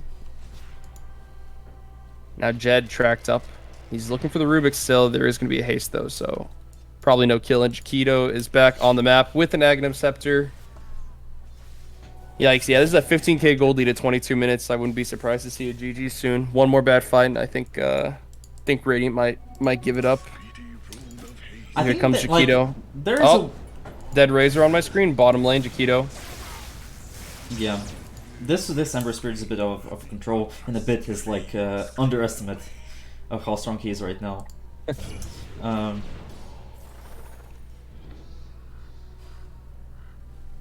Yeah, this Warlock just awaits his death patiently. Yeah. They're just getting run over by Ember Spirit now. He might be going for Axe here. There's the chains. They're going to get a call off for the Axe. Yule's up to maybe stop him from taking too much damage, and Ember's getting real low. Oh my god, he's going down to Axe. Calling Blade to finish him off. They're going to chase out this Bounty Hunter, but there's still a lot of damage on the... Oh no. I thought Bounty had Axe. It's like, oh no, it's happening. Nope, just regular ult shenanigans. Radiant's middle tower is under attack. Yeah, so you know the problem with the Radiant team, they have very good jump for December, but every time like with the vision from the Bounty Hunter, with how much the pressure and like the deep wards that they have, it's just too hard for them to start a fight with this Axe can actually jump and call, and also it's like a prop to Dire team, like they're playing very well around this Axe, not allowing him to have the jumps that they need to. On the bot lane, they'll try to go for the Doom right now. Doom getting kind of low with the sharpshooter. He's very low. This Razor is in. Doesn't get popped. Taunt from the Axe coming onto the Weaver. And honestly, this is a good fight for the Radiant. They're trying to chase down this Weaver, and Weaver... yeah, it might be the first good fight for them all game. I mean, at least it wasn't bad. The golding isn't decreasing too much now. But they aren't going to be able to find Arzent T, and Ember's back on the map, so say goodbye to any control that you had over it previously, because it's certainly going away now. Yeah, like still don't forget, like if they actually get the jump on the Weaver or the Ember, they can still kill him.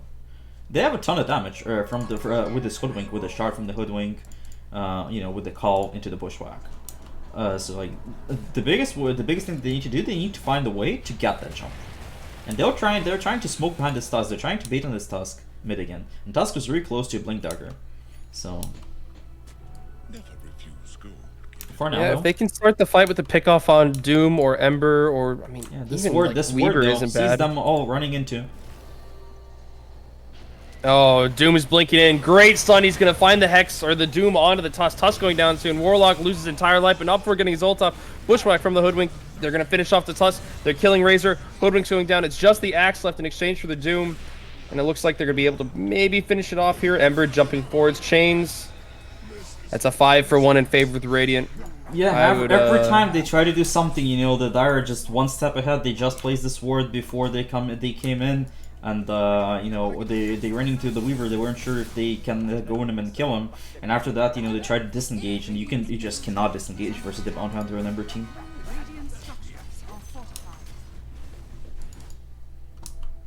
Yeah, it's just really hard for the Axe to play the game here. Really hard to do anything with the calls, even though like on paper it seems like there's a lot of good targets, but just unable to provide the stuns that the CC that they need.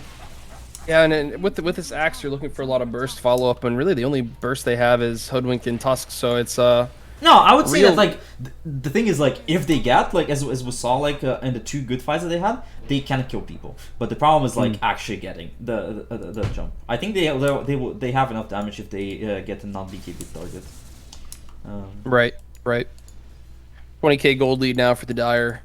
I mean, I suppose most of it's inflated on the Doom anyway, but I mean that's not to discount the 1,500 or 15,000 net worth Ember Spirit. Yeah, the Ember Spirit is the true winner here. You can expect the Doom to be up, but when your Ember is 5k ahead of the whole enemy team, that just shows how far ahead you are in the game. Yeah. What's really crazy is Axe was by far the top net worth in the game at, 10, maybe 11 minutes, and now he's one of the bottom half cores. He's actually behind the position 4 from Radiant, granted it is a Bounty Hunter. He's getting found by Jaquito. Not quite going to let anything happen there. Yeah, Ember Spirit picked up the Shard, picked up the Mage Slayer now. So just looks for the protection, and they will try to jump on this Ember. They have a taunt coming in, but Oh, they're gonna get it it. is close, and they will. Tusk goes down on the other side though to the Weaver, unfortunately. And They now still have Doom- a Doom in 10 seconds. Oh, he's gonna get static linked up. Razor pops his ult. They're going in. Doom BKB now. They're gonna try to isolate the Razor from the fight. They end up taking out the Warlock and the Axe, so Razor's just kind of alone here. He's gonna try to finish off the Rubik. Is he gonna have enough? It's not quite gonna be enough, and now he's getting CC'd by the Bounty Hunter. Stun from the Doom. A little bit more damage, and it's a dead-looking Razor. Yeah, it looked like you see again like it was a good jump on the Ember, but now their team is so far ahead. Like even that one jump is not enough, especially with the Tusk dying at the same time. Just the one for one trade is not enough at this point in the game, unfortunately. And now the Weaver will run into this Hoodwink. Hoodwink should be dead here.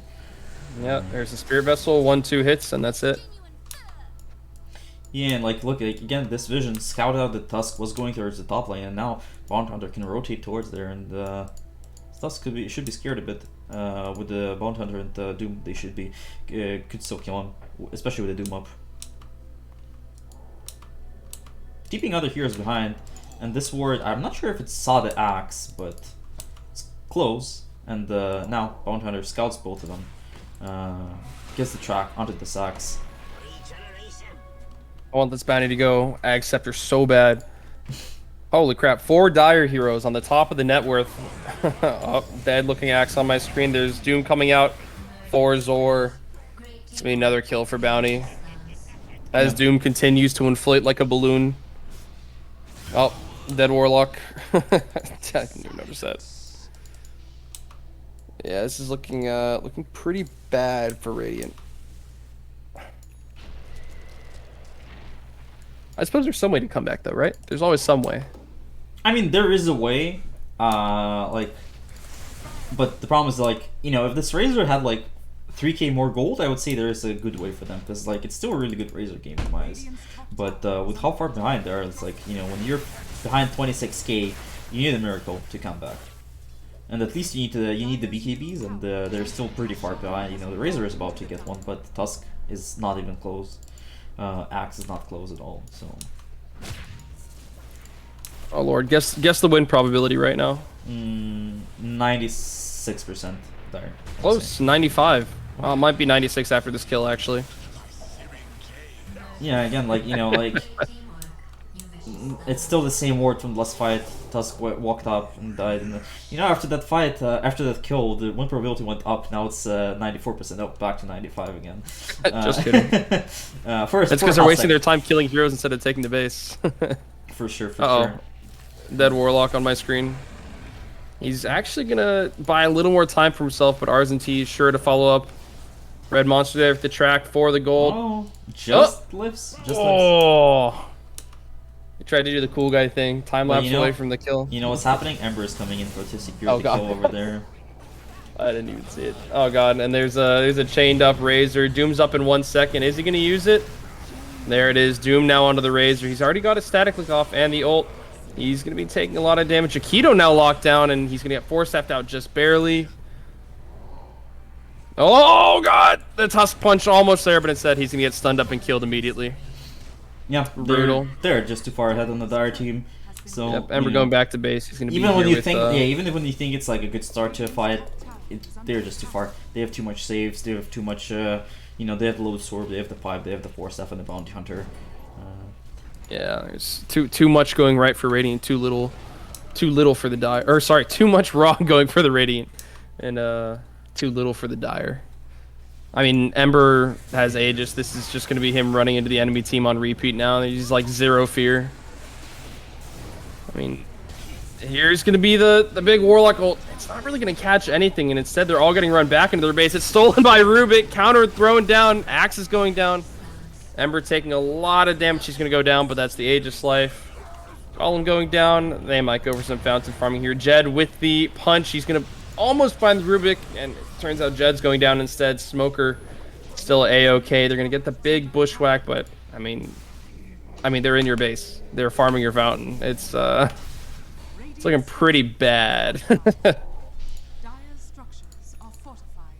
Yeah, I think honestly, like, I think this, you know, at this point, I'm not sure like there is any chance. Dota Plus gives 1% chance for the Radiant team to come back, but even that, you know, might be giving a bit too much to them at this point. Radiant's top barracks are under attack.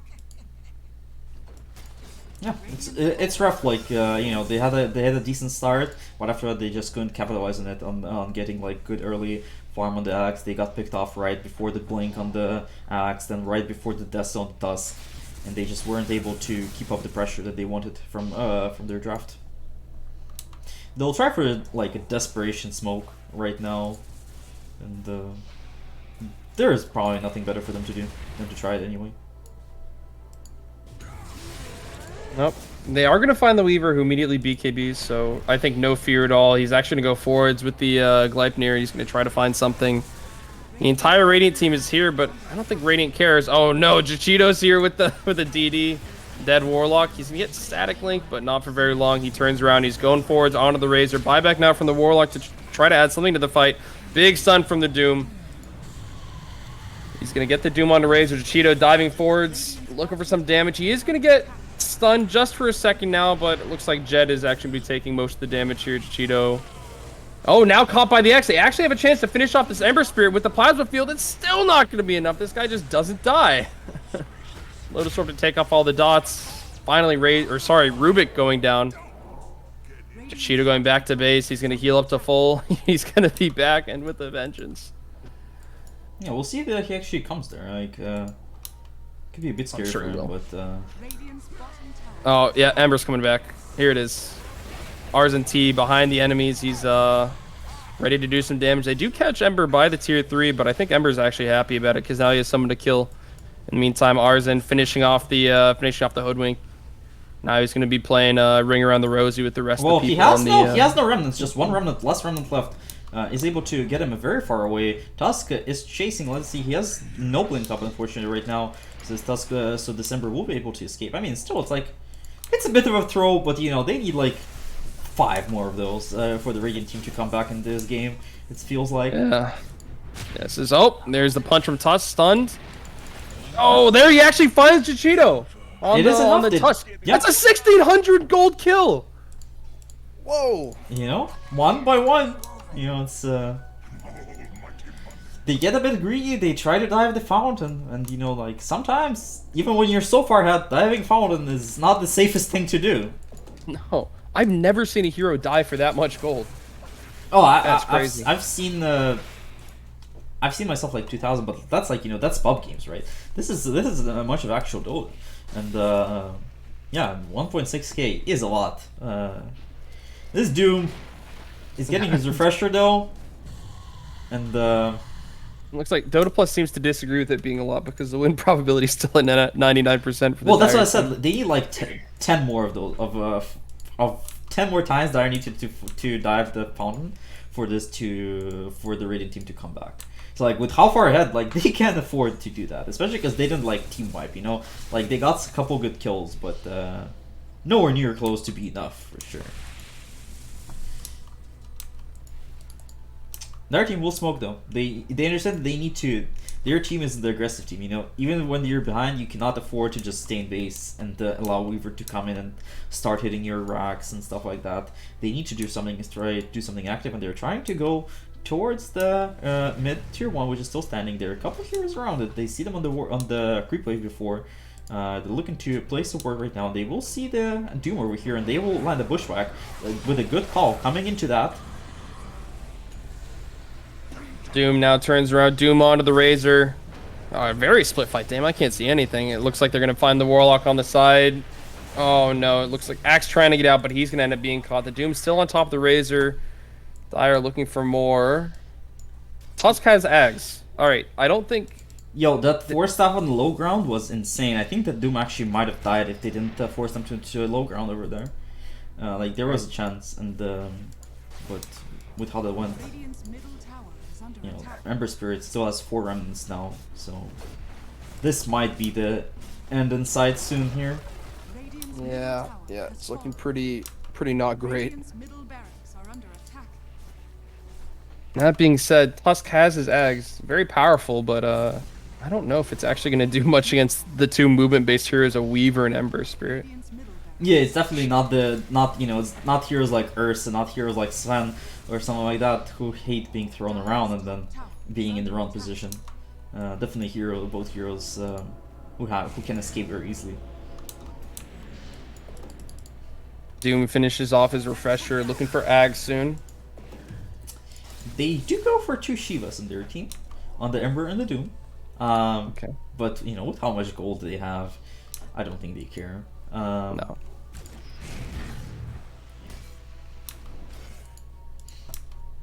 All right, Axe setting up for a kill, but he's going to immediately tracked by Bounty Hunter. Uh-oh. Time for pain.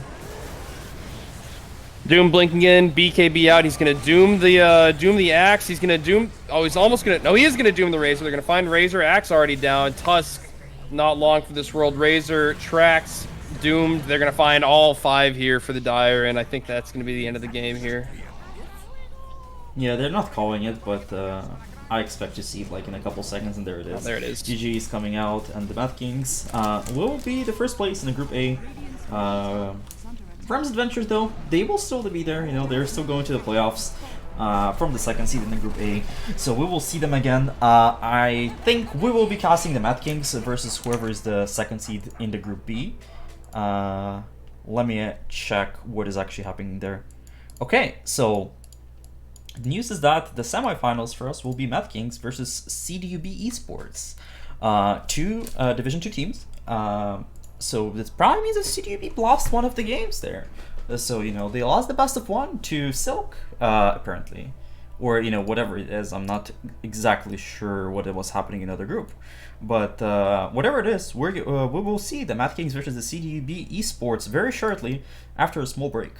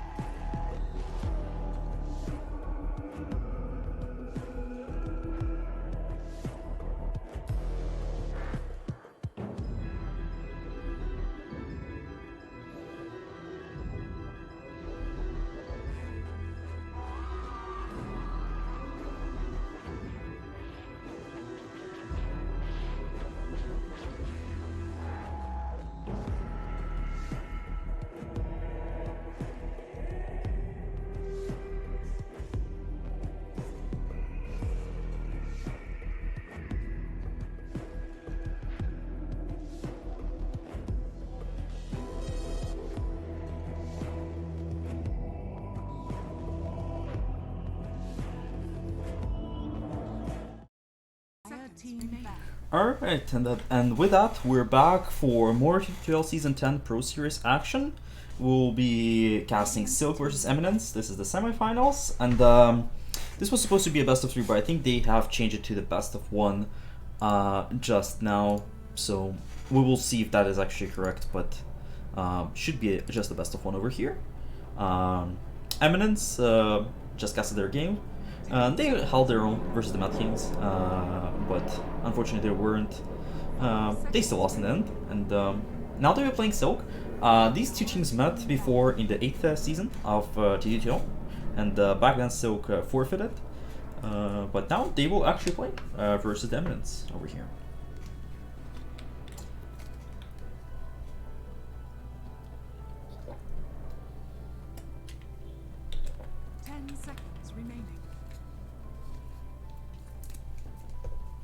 Alright, I'm here. Alright, welcome back. So we're casting in the Silk versus Eminence. This is also probably be best of 1. I think they changed it back from the best of 3 to the best of 1s. Alright. So yeah, this is what it is. Alright, opening bans, nothing unusual so far. Tusk, Dawnbreaker. We've seen the Dawnbreaker before today, even though it wasn't the most successful in the game we watched. We've seen the Tusks, we've seen the Miranas, the Razors, we've seen everything of us. Lina gets through. I don't remember if she was through last game, but it's probably the most meta Pokemon right now, getting for a first pick as well. Centaur though, more interesting choice. Very fast pickup from the Centaur Hoodwink. Probably something that they play a lot here. Also, we'll say that Centaur seems like a decent hero in theory versus Lina carry, maybe. I can see it being useful.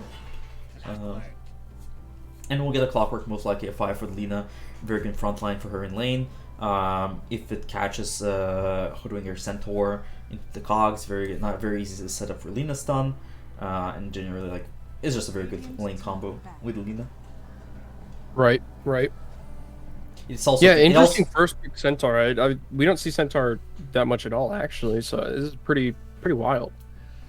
Yeah, and I mean, why I said that I see it can be good versus Lina is, so first of all for lane, Lina's high attack speed hero versus Centaur with the return aura, and as well, like, later on, it gives the move speed bonus to all of his team, right? It allows them to run onto this Lina, who is, like, one of the reasons why she's so good is because she's always, like, 500 move speed. It's very hard to catch her.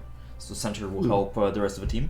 But Clockwork is there to protect her, you know, with the cogs. Also can scout Hoodwink into the trees, which is also, like, important a lot of times to, you know, the vision advantage from the Clockwork. So I think for their team it's more conventional what they picked, but the Radiant team, they seem to have something that they know. I was going to say, it sounds like they have an idea of what they actually want to do, whereas Dire is like, well, this stuff is good, we're just going to pick it. But you know, if Radiant thinks they know something, like you said, kudos to them. Excited to see it in the game. Broodmother ban. Yeah, I guess fine. They don't want to deal with the Broodmother. I'd expect to see something like a Beastmaster ban out now if they're going to ban Brood.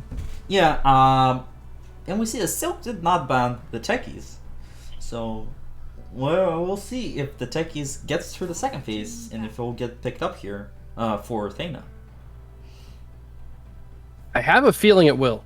I mean, if Thena is just this, like, whiz on Techies, there's almost like a guarantee that they end up picking it in the second phase. And if Silk hasn't banned it out in the first phase, it just means that they don't know. Or they're really not worried, which, from what I hear, is maybe something you probably should be worrying about. Well, you can always treat it two ways. You either know that they'll pick it and you have an idea of how you counter it in your head, or you need to ban it. You know, it's like either of two. You know, it's interesting to see, you know, if the Techies comes out, how do they react to it. Radiant team back. So what XD just BKB. It doesn't seem that difficult. True. Sorry, what were you saying? So I was saying that you know, also should be noted that the Ember ban is coming out, and Ember is the best hero for the mid laner of the Silk. So, you know, not something unexpected. The rest of the heroes, Morphling Slark heroes who can get to the top of the Lina pretty easily. So nothing surprising. What I see from it, like, what surprises me a bit more is that the Silk are just banning out the offlane heroes here. So that's definitely something that they're scared of the 3-player of the Eminence team. Yeah, it's interesting. I think they take out the Beastmaster, they take out the Broodmother. Lycan's still in there though. I mean, how Eminence is kind of at liberty to even pick like Enchantress or Chen here. Really more like Enchantress, but I think they're probably going techies anyway. 5 seconds remaining. Maybe Silk is just trying to defend something in terms of what their safe lane pick is going to be. Like if they end up picking something that just doesn't push waves, like if they end up picking like a PA, maybe. I don't think you can pick PA in the card meta, but yeah, No, I don't agree think with so you. either. But But then again, just like as an example. But then again, like the Mars, it's like Mars is. I understand the Beast and Brood, like in Mars, there are 2 different types of offlane heroes, so that's why like yeah, that's what's yeah. interesting to me. The Mars is just kind of seemingly random, and then they pick a CM anyway. So why bother banning a Beastmaster? You know? Yeah, true. I mean, we'll see. Like I want to see like a reason for 10 those. seconds remaining. Most importantly, like it's that's what's interesting to me here. Seconds remaining. Yeah. So let's see if we see Yeah. the tech is here. I can see Silk picking up something like a Sniper or a Drow here, and For the Radiant team? yeah, Silk picking up like Drow. I think Drow would be pretty solid for them right now. I mean, she's not going to love playing against Clockwork, but at the very least, you'll get a Hurricane Pike. You can kind of deal with Lina. You have a bunch of slow. The Centaur gives you a bunch of repositioning, and Crystal Maiden will help you with your mana problems in lane. Plus, the double slow from Crystal Maiden and Drow is like incredibly hard to play against. So, Yeah, but that's kind of weak lane though. Like Drow with another range support is not usually the best. Like they can be like either of them can get pressured. Like you think they have a lot of damage and a lot of slow, but if one of them gets gone, and it's hard to escape for either of them. Like they have Right. no escape, they have no way, and like a lot of this depends on what the Eminence pick up here in the second phase. But if they do pick up the Drow on the Radiant team, I would be scared for their safe lane. yeah, it could go really wrong for sure. It kind of also depends on what the Eminence picks are. Let's say they pick some really passive, boring stuff like. Yeah, if they I pick don't like know, a like DP offlane or Underlord. something, sure. I agree with you. Like that can be fine. Right. Versus heroes like that, but yeah, they're using a lot of time on the other team here. Almost all of their reserve time before this 3rd pick of theirs. Let's see it. Dire team Okay, it will be a Pango. Pango. Sure. Flexible sure. hero, can be 3, can be 2. Yep, strong pick. Strong pick. He's a really great mid laner right now. I think it also kind of complements, or maybe not complements, but it somewhat counters Centaur, right? You have this like big stun rolling around. You have to try to avoid it, and I don't know. I think it's just a strong pick overall. Yeah, it is a very good hero. The Dire are definitely like just picking, flavor of the month heroes basically. The Pango, Linas, everything. Yeah. Radiant team pick. And the Dark Willow. Dark coming in as Willow. well. Okay. Yeah, haven't seen a ton of Dark Willow. I think it almost falls into the kind of same lane as like Lion, where you want to run around the map and kill people with your ult, but with a slight control flavor. But I don't know, seems good. If they put it with the Pangolier, a lot of stuff that can go on there in terms of stuns and roots and whatever. Yeah, so we see a Faceless Void coming out. There is definitely stuff to put in damage from into the Chrono from the supports. It is good to catch out Lina or the Pango. So, Lina always Pango before the roll. So the problem with Faceless Void always is can you buy enough time? The hero is very slow in how it's played, and if the other team can abuse him being slow, it can be really bad, as we've seen before today, right? In the game versus Mad Kings versus. God, what it was. I'm starting to forget. Yeah, it was the. Sin DPC? No. It was the. What it's called? The Kanjai. Kingpin. No, Kanjai. That's Kingpin is a Oh, different. oh yeah, sorry, KGI. Yeah, but it's like. So like the lane is always important for the hero. CM Void is not the worst lane, especially if it's like a Pango off lane. Pango is not the strongest off laner. At the same time, like Pango and Dark Willow, they can't kill the CM, and there is no way for the CM to escape if she gets rooted into like Pango slow and stuff. If I'm Eminence here, I'm picking Bloodseeker. And I'm running it down. Well, That's not Bloodseeker. this is a hero, but this is also a hero that can run you down, and also they have the like it is. It still could be like a 3 pudge and 2 Pango, I think. I think it could be either. Yeah. I think it's. I would say it's more likely the Pango is mid, maybe. And the Pudge is 3. But I they think could it's swap Pango it. 3. I think it's Pango 3, Pudge 1, Lina mid. Or Pudge. No, there is no way. No, Lina is 1 for sure. Lina is 1 for Yeah? sure. So it's either Pango or Pudge mid. But I mean, do you want to put Lina against Centaur? It doesn't sound super pleasant. I think you'd be much happier doing Pudge against Centaur, right? I'm not sure. Like, I just think Lina is straight up better as the safe laner right now. Yeah. I think like it's not the best Lina lane, but it's alright Lina lane. Like Clockwork runs up to the Centaur and like cogs him into Lina stun. And what does Centaur do? Like sure he deals some damage in return, but I think it should be fine lane with the Clockwork Lina. Clockwork Pudge though sounds terrible. Yeah, That's, no, you're right. That's the main thing why I don't want that. Yeah, in that case, I think you're right. It's probably Pango mid, Pudge 3 with the Dark Willow, Clockwork Lina safe lane. Stilk needs to find some way to not get absolutely rolled by whatever's coming at them past like 10 minutes. Yeah, especially because Centaur is on the slower side of 3s as well, right? He buys the Vanguard, might buy his Hood as well sometimes. Not only then he goes Blink, and even then like this is a stun, but that's not that much damage. So like they need some tempo setting mid here. And like almost like they wanted the Pango themselves, but you know. Yeah, Pango, yeah. And in that vein, I'm almost thinking you could maybe do like a Invoker's banned out. Never mind. I was gonna say like a Quaswex Invoker is okay, but that's not what you want to do with the Faceless Void. They need some damage to pump into this Chrono. It'll be a DP. This is definitely a tempo controlling mid. They do have the damage in Chrono, right? Even their supports do a ton of damage. You know, Hoodwink might be the most damaging support in the game. Like you know, a single target damage, Right. as well as a CM with it filled. I don't remember who was their mid in last game. I unfortunately didn't remember. I remember the theme is there 4. It was Jed. It was Jed mid. Okay, so it is a Pango mid. This is the Pudge 3. Yeah, I mean, I agree that like it's not the best Pango lane, but I think Pango should be fine there. Yeah, I think it'll be okay. I think the lanes for Eminence look really good, aside from mid. I mean, Pudge against Faceless sounds awesome for Eminence, and then Lina, even though, you know, it's against Centaur, which isn't her favorite probably, it's still really, really good. It's just Lina safe lane. What can you do? I like the Death Prophet helps a bit here, but I'm still scared that they can get run over here.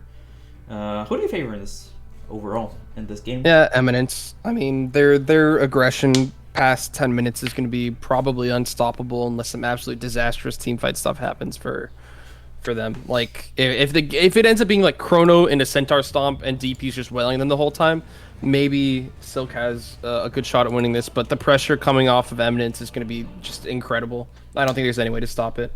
Yeah, I tend to agree with you. I think you know, a lot of this also obviously depends on how well the Pango does, and I know that the mid player for the Radiant team is their best player. So it's interesting, you know, how well this DP can do. But if Pango has a good game, and you know, Lina always has a good game because of how fast she farms, I'm definitely scared for the Radiant team and how will they play the game. And as usual, we have a pause. But while the pause is going, we can go over the heroes and the players, and we see that we have James playing on the Faceless Void as a position 1. We have Shio playing on the DP in the mid lane. We have Darling playing the Centaur. We have Rhaegor playing in the Hoodwink, and Austin on the CM. And for the Dire side, we've got Rem playing position 1 Lina, Jed playing the mid, Pangolier, Zor playing offlane Pudge, followed by a probably position 4 Dark Willow being played by Thena, and a position 5 Clockwork by Yanbura. Quick smoke out from the Radiant. I don't know if they're gonna really go for level 1 kill, right? I suppose they could. They have a million slows and stuns, but I think this is surely just teams are kind of even in level 1 in this game. Like both teams are not the worst, not the best. They don't have like straight up dominators. This team, a Radiant team, will have very good ward, and they see this Clockwork coming in right now with the Bushwhack landing in into the stun from the Clockwork. I mean, sorry, from the Centaur. This Clockwork looks very dead right now. Yeah, but they might find a return kill on Hoodwink. Nope. No, they won't. They don't have one in the Dark Bushwhack's up in 1 second. They're gonna find her. No who stomp yet though. Very long cooldown, level 1. So this Dark Bull is able to escape, but it's a very good level 1 pick off there. And Oh no, she's like trying to kill herself. Another bushwhack. Easy bash. Oh, there's the root from the CM, and that's a kill. Yeah, the amount of damage, even level 1 from the CM. Oh, good hook from Zor. They're gonna find the Faceless Void. He went time dilation first. He's got 30 health. Yeah, he's just gonna kill himself on the T2 and yeah, get he a wants quick to be reset. he wants to be full HP when he comes to lane. He doesn't want to come with 100 HP. So that's the correct play. Right. Especially like considering it's not the first blood, it's not anything, so it's all good for the Radiant team. The amount of damage on the CM and the Hoodwink here definitely helped them. CM did go Frostbite though, level 1. I think they needed to get the kill there for the Centaur to run in with a stun. And sometimes Frostbite level 1 is not the best thing for the lane going forward. So we'll see if that negates some of the advantage they got. Also, like I like to see that this Dark Bull has a Blightstone, so she's just set on fighting the CM in like around the jungle, basically. Yep. CM the classic range creep of lane. 2 hits from Dark Willow should take her down to quarter health. It's kind of up to the Radiant side on this safe lane to do as much damage as possible before a Pudge hits that level 3 timing, or else it becomes kind of bad and use Bear for them. Yeah, in the mid lane for the start though, pretty even for now. Both heroes hitting level 2. Pango gets chased down a bit with the Siphon, doesn't have an escape, but should be still fine. Doesn't have a wave though, and doesn't have enough gold for the bottle, so it may be a bit scary. He won't have the bottle before the 2-minute run here, so definitely the DP advantage will come shortly here. Lina doing safe lane things. Both the Radiant offlaners at half health here. Bottom lane, they're actually gonna find Thana here. Oh, and Pudge trying to go forward for the CM. He's gonna get the hook off, but there's not quite enough rot damage and slow to really do what he needs to do. And yeah, good might actually turn it here from the void. And now they're turning. Won't have enough mana. I mean, she would have mana with the mango, but it's a bit deep to try to change there. Yeah, it's a bit deep. Yeah. Especially with the sticks, I think if Pudge didn't have sticks, maybe they try to go for that. But with the sticks up, it's a bit scary to do that.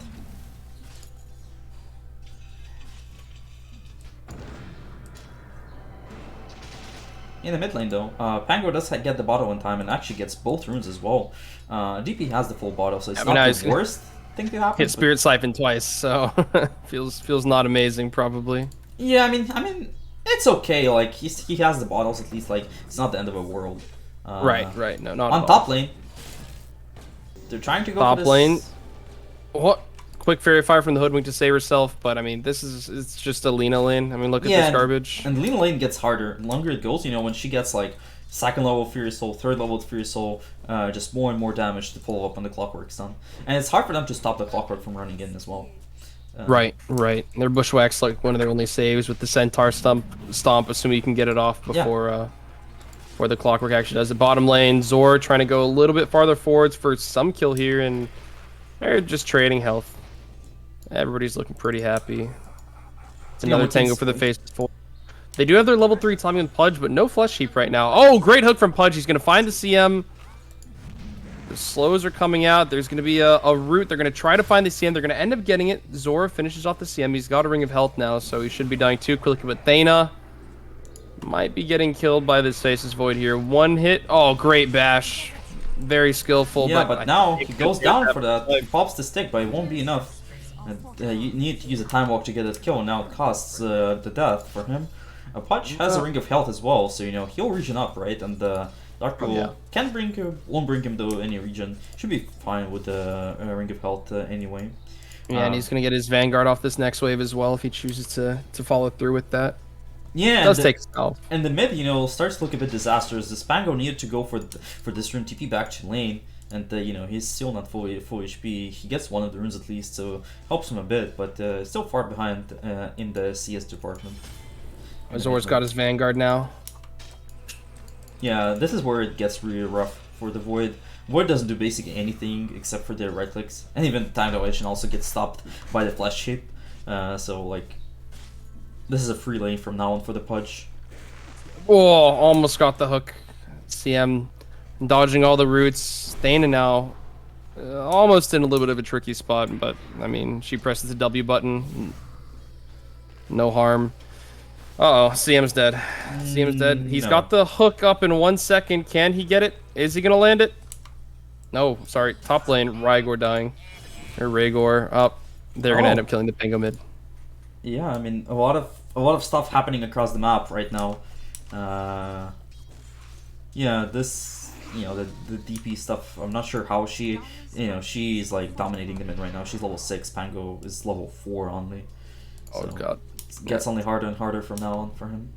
Something of a mild disaster.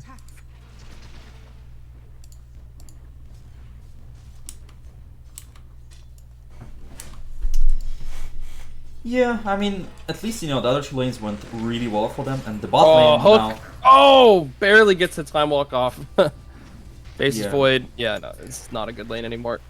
Yeah, level Time 100 is to- not enough to kill him, but, he still cannot come in to contest this Pudge at all. The mid lane was a total disaster, but the other two lanes went really well for the dire team, as expected, right? The Pudge lane Right. versus Void and Lina. So... Well, I could have been invisible. Like, they're just watching it as clockwork on top, and like, what did they do to him? Completely zoned out. Yeah. Yep. We said that this team plays off their mid, and their mid has a good game, so we'll see how much he can attribute to his team going forward, because he'll need to do a lot in this game. Right, and it's one of these tempo making mids. On the It's not bottom something lane. that's gonna. They were going for the CM. And, CM, yeah. She's not looking alive to me. Oh, now Void looks really, really naked. He's gonna hit level 5. Well, and there's the hook. He doesn't have a time walk for 3 more seconds. Pudge is gonna try to run him down. Is he gonna have enough? Not quite gonna be able to get the time walk out, but DP's in here to clean up. Meanwhile, Radiant's middle tower She top needed, lane. she needed to TP though, so now it gives time for the Pango in mid. But Pango will look to come top and to get the kill on this center before the center hits level 6 here. He's not getting started by his ward, it doesn't see his rotation, so this center should be dead very soon here. Yep. The Rolling Thunder is popped, and yeah, that's it. there's a stun. 1 or 2 right clicks, more than enough. While that was happening, the DP killed the Dark Wolf solo on the bot lane, and now is taking this tower. So, this DP is definitely doing a lot in this Yeah. game to apply the pressure and, like, to do the most what they can to save the game for now. She's almost level 9, so Yeah, I mean, she's She's, strong. she's- The question is, can the DP do enough? I think so. I think the pressure that the DP has is, I think it's enough to stall at least. I think Faces Void, of course, had a horrible lane, and he actually gets right hooked. now, yeah, Oh. couldn't get the dismember in time. The tree blocked the vision. Sometimes when he hooked, like he Oh, I stood see. here and he didn't have vision behind the tree after the hook because of how he places the hero. Kind of odd. Yeah, I mean, I think the DP getting all these kills earlier game is going to be like it's I said it was like almost certainly a an Eminence favored game. Now it's looking like significantly more equal because this DP's game is not total garbage and is actually, some would say, great. Yeah, but it's still it's still a DP, right? It's like at some point Lina may just like kill the DP in like a couple seconds. In the bot lane, they're stacking the Instead- stuns though, but with the root, it should be enough to kill this Void off. TP is in, but we'll get rooted up, and I think this will mean that this Pudge might be able to escape. He has the flesh hit stacks. He's still got flush heap. Yeah, I think Pudge is almost regenning through this, and then the stun from Dark Willow may be enough to save the Pudge. There's no more TP stops. He's just going to TP out. He's A-okay. Fortunately, Yeah. Void dying, but Pango also dying mid to a 3-man rotation. Yeah, but now this DP, like, there's nothing for her to really do in here. They're rotating Pango, and this Dark Willow is in a bit of trouble. Yeah. Yep. Stun once, stun twice. There's a Crypt Swarm to finish her off. Yeah, This is looking not bad for Radiant. I mean, Void isn't having the greatest game of his life by any means, but he's not doing horrible. yeah, I mean, the biggest problem for the Dire team right now is this Pango is so far behind. It's really hard to do for anything for him. God, they're just running at this faceless void. Yeah, they like he doesn't have ulti. He doesn't have the chrono yet. So like, what does he do? And the Pango will use Rolling Thunder to kill the CM. CM dodges the first roll, but should still be chased. Oh. You know what she had to do? She had to aggro to some enemy there so that the creeps would aggro to her. Like the jungle creeps Yeah, would aggro yeah. to her. That's so funny. Great play from her. Oh, Rem's just vibing. Look at this guy. Yeah, I mean it's Lena Gaming, right? Lena Gaming, right. Alright, well, Void's gonna finally have his Chronosphere. Maybe looking to use it. Pudge Hook, it's gonna find the Faceless Void, but the Dismember button, very, very slow. Big cast point. What can you do? CM though. Look. Just taking damage. There's One the more stun. swashbuckle should be enough to get him. Oh, we'll dodge. Please. But the Dark Willow Alright, has alright. the ult already, so it will be enough to secure the kill. And now, you know, they applied so much time to the bot lane, but now Pudge will take this tower in return. They're coming top, they're not popping the ulti on the Death Prophet, which is good. So the Death Prophet will have the haste and will have the exo for the next fight whenever it happens. In the mid lane though, this poor Hoodwink was chased off, tried to get his level 6 off the next wave, but got killed for it here.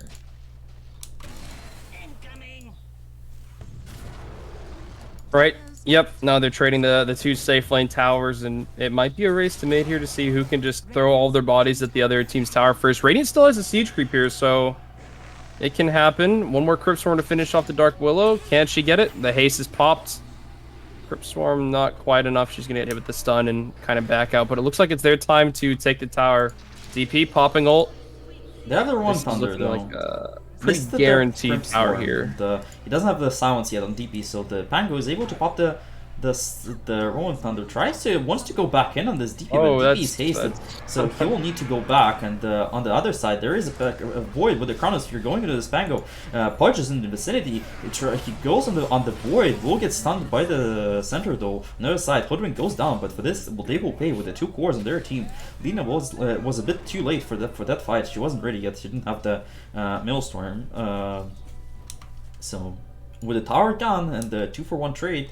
Good fight for the Radiant team, you know, but the only problem, now they don't have Chrono, right? So now is the time for the Dire team to look to do something back. They have the hook shot up on the clockwork, and the centaur disconnects. Yeah, no Chrono, no Exorcism, no Centaur ult even, so it's definitely hard for them to take a fight now, but I mean that's a huge fight for them. Like I said, after 10 minutes is kind of Dire's game to run around the map and do things, and that's pretty much the opposite of what you wanted to happen there. I think the main reason that fight was lost is the Pango Rolling Thunder was like really bad.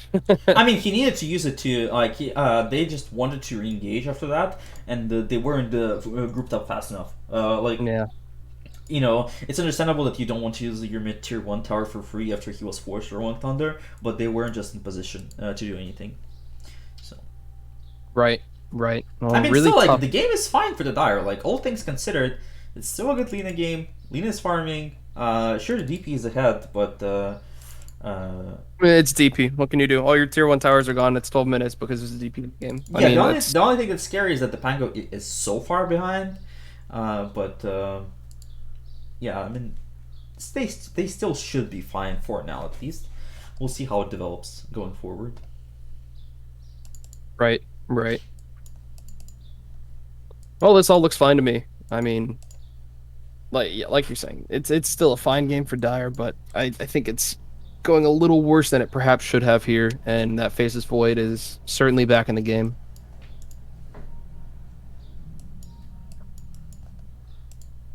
I mean, I would say he's back in the game. He just finished up his Mask of Madness 12 minutes in. So He's not as far out of the game as he was before. At least he Sure. got a kill on the Pango, right? Uh, Oh no, it was DP. no. But, well, at least he got the assist and some yeah. XP. He's getting closer and closer to another point of time lock.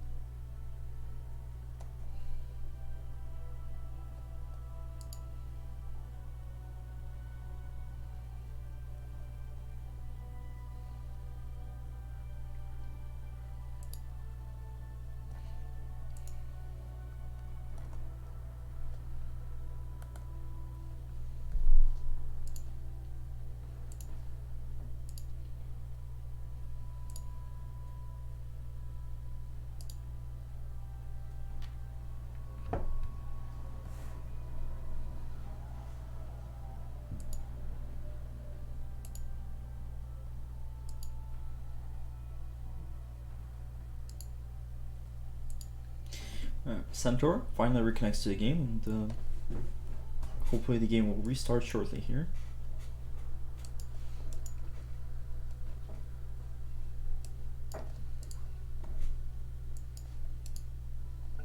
Yeah, and that being said, we're going forward with the game. Lina getting the Maelstrom delivered on her right now, so we'll accelerate her farm quite a lot. Alrighty.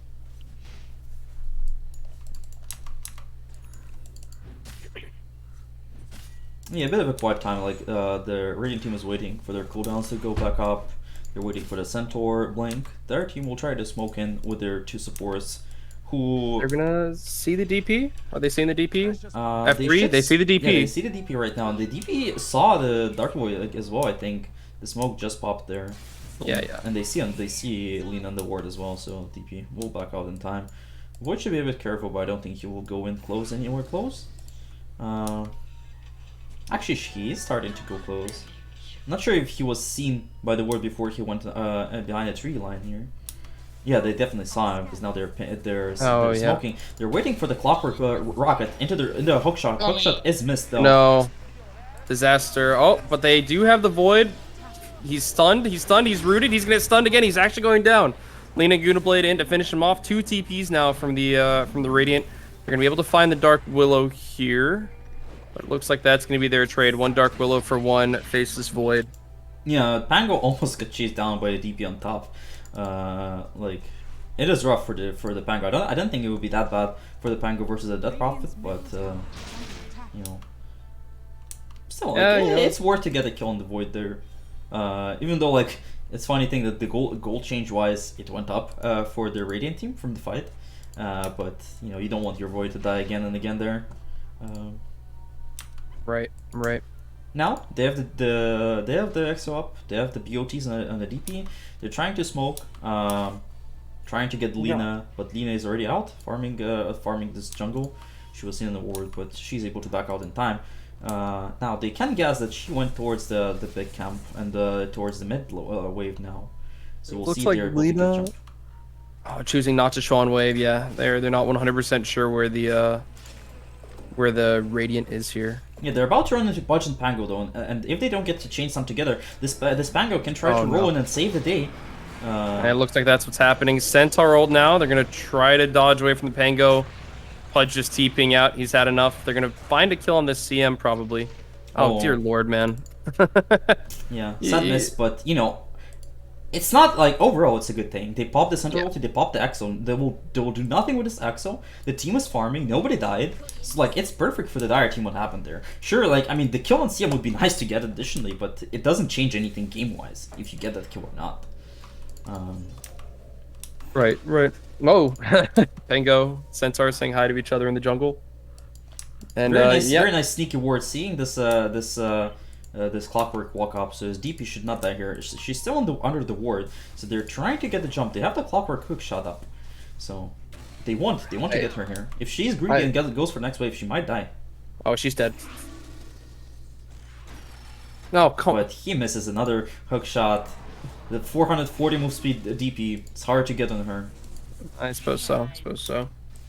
It's also the hardest angle to get. He's literally at a 90-degree angle from the DPs, so yeah, it's the hardest one to land. They will get rewarded, and the Dark Willow is kind of nearby all the team. They will get the stun up on the Dark Willow, and this Centaur went in, and now he's very deep, and will get eaten here by the Pudge. Will probably go down. Very good ulti as well from the Dark Willow, forcing the DP back, and now with the Pango roll as well, with the hook shot, they will get the kill, and now even more, they're stunning up the DP with the second round of the Rolling Thunder stun. She's able to dodge for now, but she's in the middle of 3 heroes, so she should go down here. Actually, oh no! Clockwork! Oh my Clockwork, god! My friend. He got too scared. He got too scared over there. Went away too early. He thought that his team will get the kill. Still a very good fight for the Dire. You know, like just like that, in like a minute span from 1k advantage for Dire, and basically even game went to 5k advantage. And you know why? Because meanwhile, while those couple kills were happening, there was Lina farming. Clockwork hits the hook shot and immediately dies. You know, it's like when you make a couple of mistakes and you want to get a revenge, so you hit Yeah. and now they're running into this Pudge right now. They're running into Pudge and Actually- Lina, and this Pudge should go down here. Yeah, they were looking for Lina, but I don't think they're gonna be upset about getting the Pudge there. No, for sure not. Oh, they're Now- going for more. This ward, the Dire has the ward. Yeah. Radiant's middle tower is under attack. I think it was the center blink reveal as well there. Not sure about, but I think so. Pango starts to recover though. You know, he's ahead of the Void now. He has his defusal. He's working on his shard next. So, he's getting there. He's getting back in the game. Radiant's Right, middle right. tower is under attack. And the Dark Willow is building a straight up vessel, which will be really good versus the DP. Even though she has the BKB, you know, as soon as the BKB is over, she won't be able to heal like crazy from her Siphon. Also good versus the Void, reduces the healing that you receive from the walk back, whatever it's called, the time walk. Sorry. Hook Okay. shot in. They're gonna find the Faceless Void stun. It looks like they might try to pick up a kill on CM. No, opting not to, as the entire Radiant team puts on a company front towards the Dire in their own triangle. Yeah, they have a ward, so they saw that there was like 5 heroes around here, so that's why they decided better of that.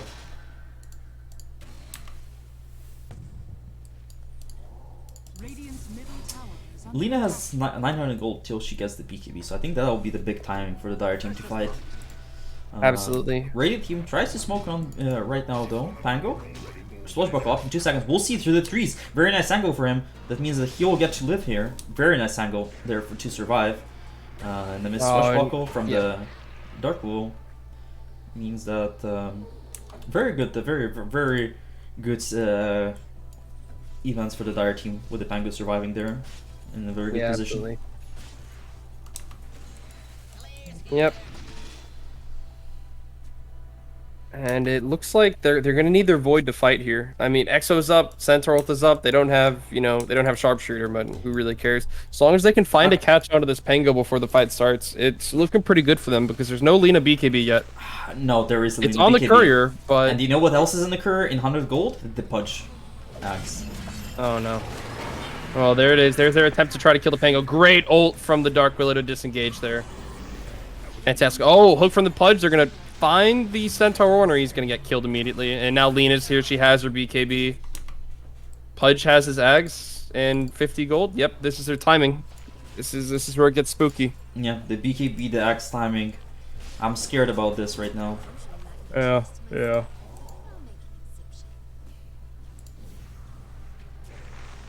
I like the casual cloak from Pudge. Yeah, it's very high magic damage team, right? They almost like the only physical damage they have is Void, and Void is like not a hero right now. Basically, like the most damage Right he now does he's- anyway is like it's the bash and the maelstrom anyway. And look at this Lina. Right. Look at this Lina. She'll try to get this Void right now with the level 2 ulti. She might be able. No, Just is able to escape. And now the Oh, Chronosphere. Void turns around. He's got the Mask of Madness. He's gonna try to beat the Lina to death. She's taking a lot of damage. She's stunned up. Pudge here with the Dismember now. Void, time walk away. Wow, back to half health, and they're gonna slowly try to kill this Pudge, or maybe he's gonna try to kill them. It looks like Bushwhack gonna try to stun him up for just long enough, but the AoE's way too large. CM going down. Yeah, but Void turns around for the kill. That's what they need to be doing. They took the pressure off their lanes. They used Chronosphere to kill the position 1 of all people, so super good for them. Yeah, that's great for Radiant. That's really, really good for Radiant. They killed the 2 heroes that had just hit their big item timings. Very nice. But they're still, like, holding on. They're still not in control. They're still, like, desperately trying to exist in the game, it feels like. Yeah, it feels like, you know, like, it was so close to just being disastrous for the Radiant as well. Like, the Pudge and Lina were playing too far ahead from away from their team. Lina, you know, it was really close, like 1 hit away on both Pudge and Lina to kill this Void and turn the fight around. So, close Right. fight, and like nothing does. I mean, overly disastrous happened. Like, sure, it's bad to lose your 2 cores when you're so far ahead, but still, the game plan is the same. And you know, no chrono for 70 seconds. They're looking to be very aggressive right now. Almost gets a hook on the CM from the Pudge. I think they want to go for a Roche of some kind. This ward is still up there, so they see the whole Radiant team right now. Radiant's structures are fortified. finally this ward will go down, but Clockwork hookshot in on the Centaur, and with the hook from the Pudge to follow up on that. This is a dead Centaur, and even the ulti popped. No chrono for 40 seconds, so if Radiant wants to, they can absolutely siege this tower with Lina. There's also no follow-up stun from Centaur, so looks like a pretty good tower to each of them. The only thing they have going against them is possibly an Exorcism, but I don't even know if DP wants to use it. Bushwhack. Yeah, it's a lot of damage on Alina, about half health. Now Pango Roll coming in, they're going to find the CM, finish off the Hoodwink. That's a dead CM, and Death Prophet's here for moral support, I guess. Yeah, like, they just don't have ways to fight, right? The DP is nice, but the DP cannot control the entire team on her own, and the Festus Void too far behind to do anything, especially without the Chronosphere. They will try to go back in with the Chrono back up, but this Centaur just chain stunned, got chain stunned and killed immediately. Big Chrono. Here's a Chrono! Oh, it's massive! There's the Exorcism. They're gonna try to finish off this Pudge here. It's so close. They've got the damage. Spirit Siphon on the Pudge. He's healing through it. Thank God for Flesh Heap. Very fun ability. He's gonna finally go down.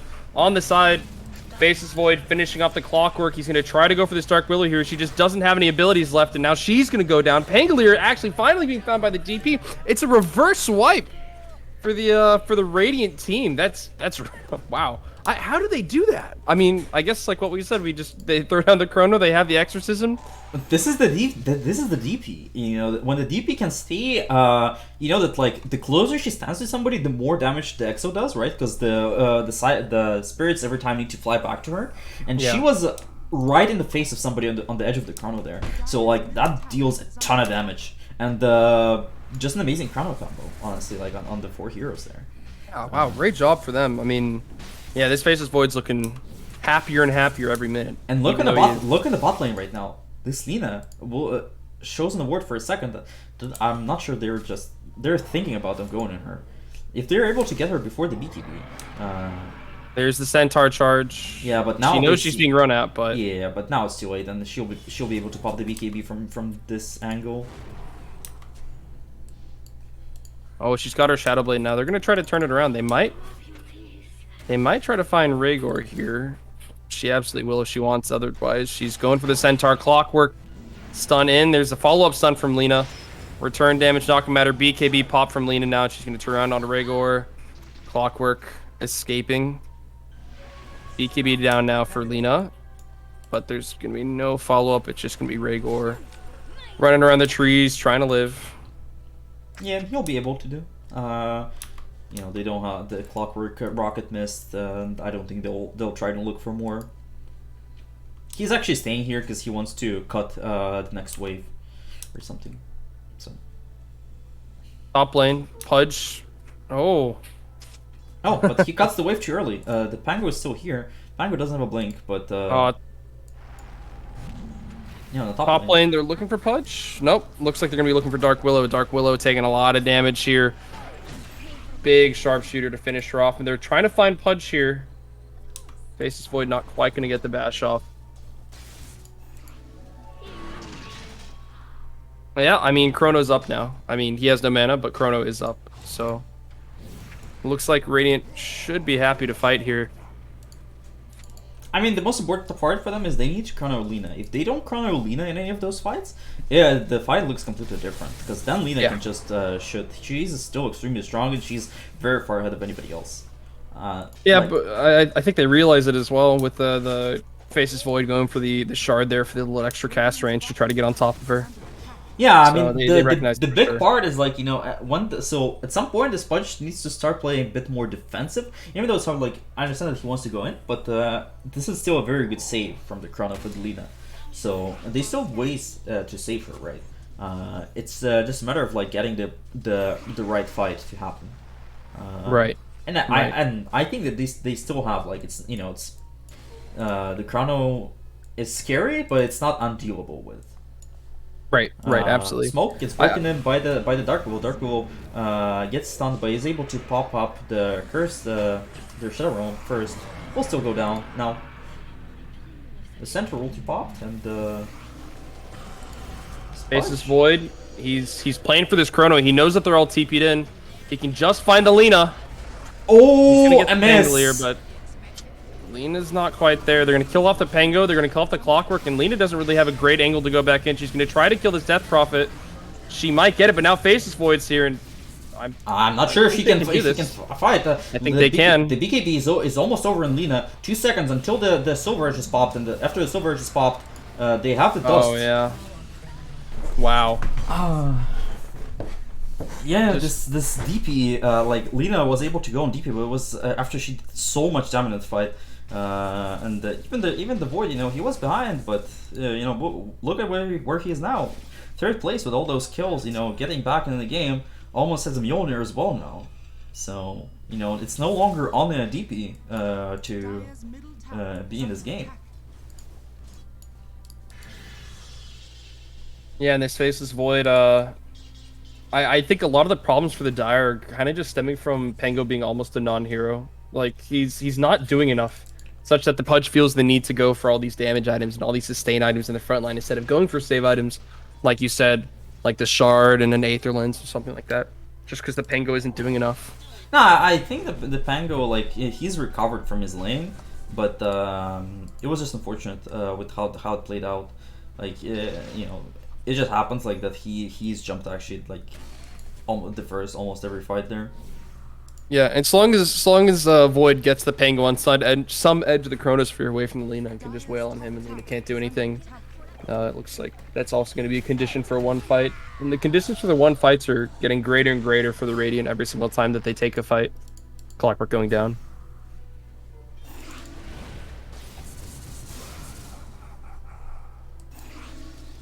Jiva's now for the Death Prophet.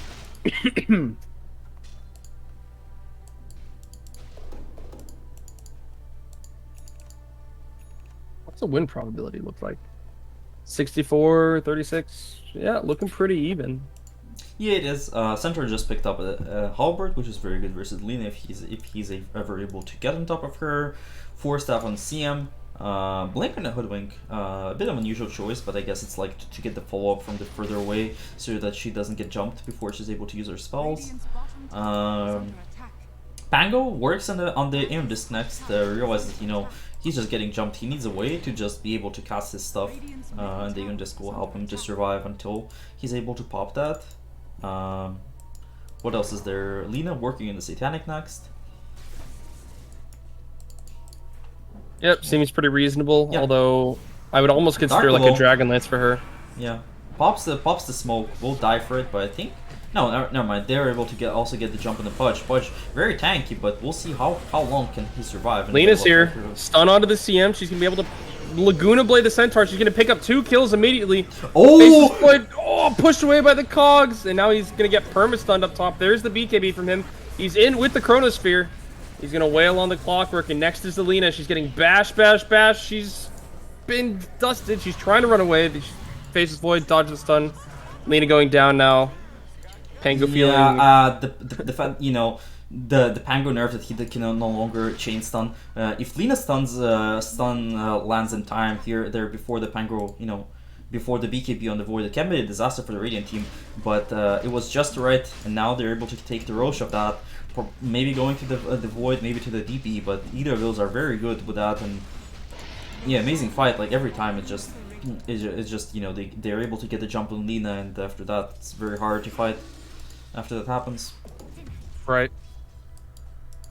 Oh, yeah, and Faceless Void, he's got his Mjolnir now, so he's starting to kind of hit the luxury items phase, you know, where it's not feeling like he has to build 1 or 2 items and he has to get these perfect chronos. He's kind of in the spot where he's like, well, I'd like to build this and I can kind of run around the fights, and chrono's not super duper necessary, and it's looking very scary for Dire all of a sudden. Yeah, I'm surprised about how, I mean, relatively easily they can kill this Pudge with 17 flesh keep stacks with the pipe. Like, you would think that he's able to live longer in this game, but yeah, and in the mid they try to jump for the Dark Will. Instead they'll get the stun off onto the Pango, but Pango should be fine here. Gets the aim disc pop though, which is not great for him. And will able to escape, but the first aim disc pop is not great. The Pudge will go straight back in, and no scare at all. And yeah, here's Void. Stunned up, he's gonna have to BKB. Oh, I guess he has Aegis, so he's fine with this. DP's on top of the Lina in the back. She's gonna escape now. It's so far 1 dead on each side, but Faces Void more than happy to look for more. I mean, honestly, it's a great fight for the Dire. Losing a support for support with the Aegis down as well. It is perfect. Like, they used the opportunity before the ultis are back up on the Radiant team. It was like 30 seconds before the Chrono up, 30 seconds before the DP ultis up. Those are like actually lined up exactly the same. So, yeah, it was just perfect timing from them to strike and get the Aegis out and, you know, relieve the pressure that they would receive with the Aegis.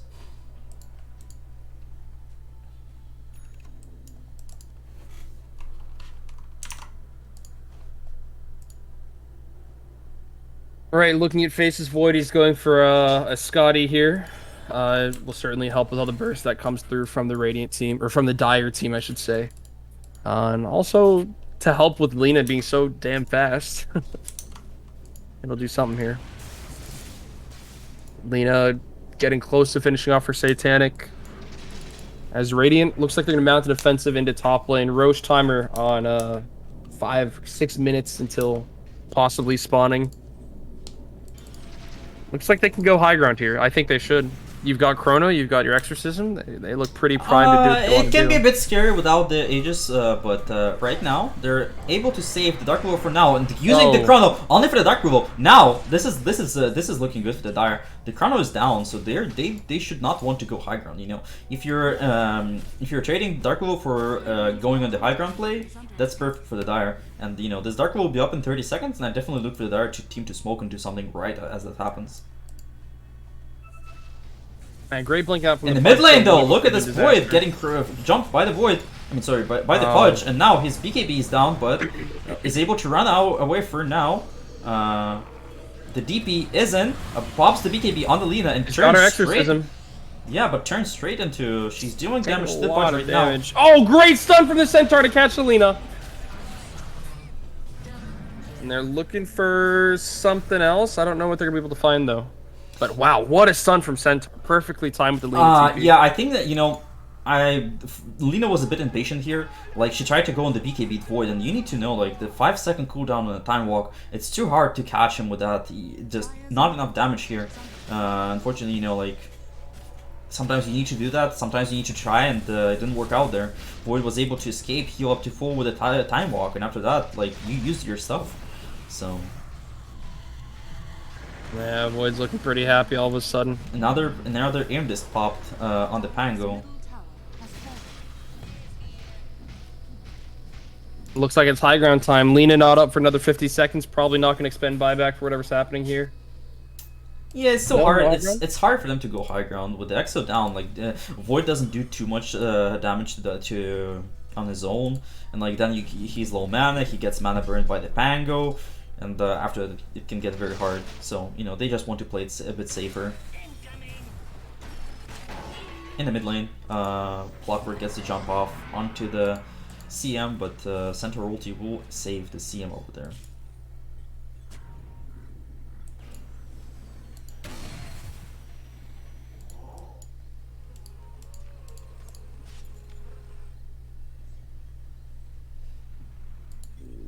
Well, this is looking pretty Silk favored, I gotta say. So our predictions, I think, are down the toilet.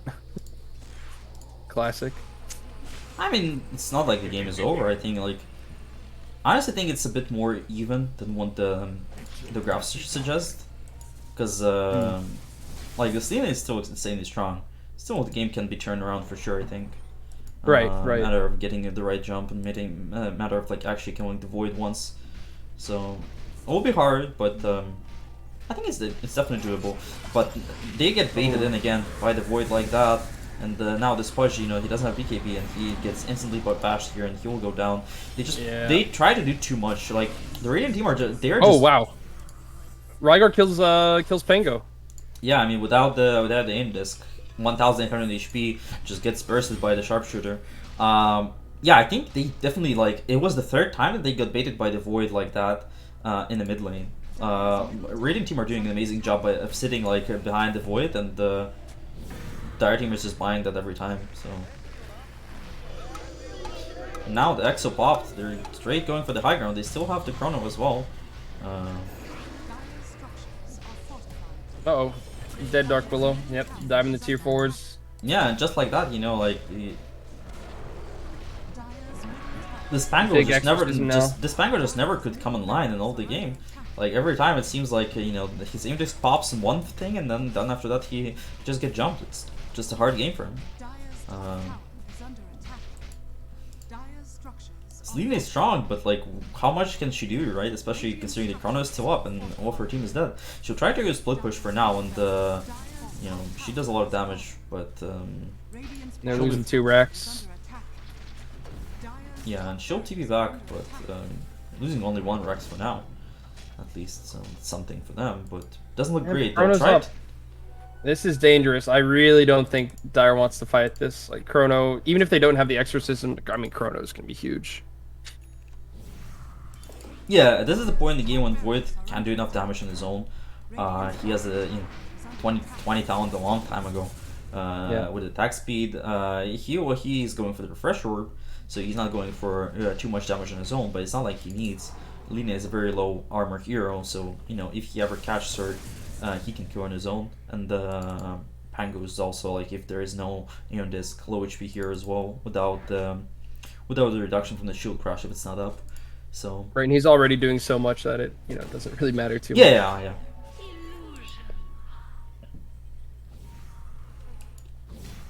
Looks like close to running into the entire Dire team, but not quite. Pudge finishing off his BKB. And they've used Rygor as a mobile ward for Roche. Yep, Roche. Late spawn though. 2.5 minutes basically before it spawns. Dire team will smoke out. They want to try to desperately find the fight where they can get the pickup first, get the jump with the clockwork rockets helping them with the vision, especially with this deep ward, seeing the void, seeing the CM right now. They're trying to get to wrap behind. They don't want the CM, they want the bigger kill. They see a DP behind the lines. DP has the hex. It's a good wraparound, so we'll see if they're able to do anything off that. Good clockwork rocket shot on the hoodwink, but now the Radiant realizes of the Dire positioning and they're just trading sides. They're waiting for the Roche. It's a long time before the Roche actually spawns. Radiant's middle tower is under attack. Let's see, This could be pretty awkward. yeah, I mean they'll just hold those positions now, right? The Dire will sit around their ward and the Radiant will sit around their ward on here. And whoever flinches first, Radiant team will smoke, and now they will try to wrap around like this. So we'll I think see. they know what's happening as well. Yeah, Find the clockwork. clockwork. It's gone with the hacks now, able to survive so for a low. hot second, but gets finished up, and now the Void will go on the hoodwink here. I mean, sorry, on the Dark Below. Oh, Void But- hexed up. He's taking a lot of damage. And Yep, Void base will- Void going down. Dead for 100 seconds. No buyback here, so it's all going to be on the DP to see if they can finish off this Lina. And they do have a great stun to cancel the Satanic. And they're going to turn around now for Pudge. Yeah, this Great Chivas. Wow, this so much DP exorcism is damage. like, this is insane. This is maybe one of the best performance, if not the best performance from a DP I've ever seen. Like how much impact this guy does. 18-1 and 17. Just incredible performance. What can you say? Yeah, raid boss, man. Not my fault. This guy's massive. And the Pango gets the Invis popped, gets jumped again, will escape for now. Gets shown for again, and Oh, bush there's the lands again. bushback. I'm trying to keep going after him, Escape, but I think he should be able to escape. Bushwhack misses. Vision Oh. misses. oh, whoa! What's happening? Oh, nope, they found him again. They will actually land chase him down in the trees with a hoodwink. Pango did, and I think like this game now starts to look more and more over. Because after the Void respawns, they have the outpost. He has the double chrono. Like, it was a good jump for the Void, but it was just not enough. Yeah, just getting run down by the Death Prophet. Dire's Yeah. top barracks has fallen. She's quite large. Under attack. Let's see, Lina up in 20, Pudge they- up in 5. Tier 2 up on top, and they don't have Void or Exo, so at the best they're taking just one lane of rocks here. So it's not the end of the game, but one more fight with a double chrono, it may be all over for the Eminence over here.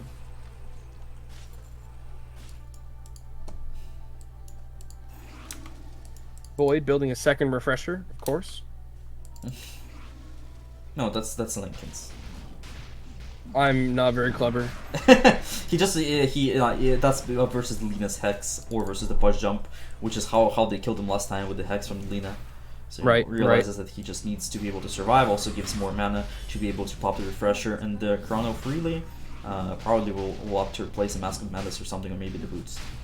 This is going to be an incredibly difficult fight for Dire here if they do choose to take it. I mean, yeah, but they need to. Like, if this, if the Void gets the Aegis or it'll be the Void. Like, what did they do? Like, they need to get a jump right now.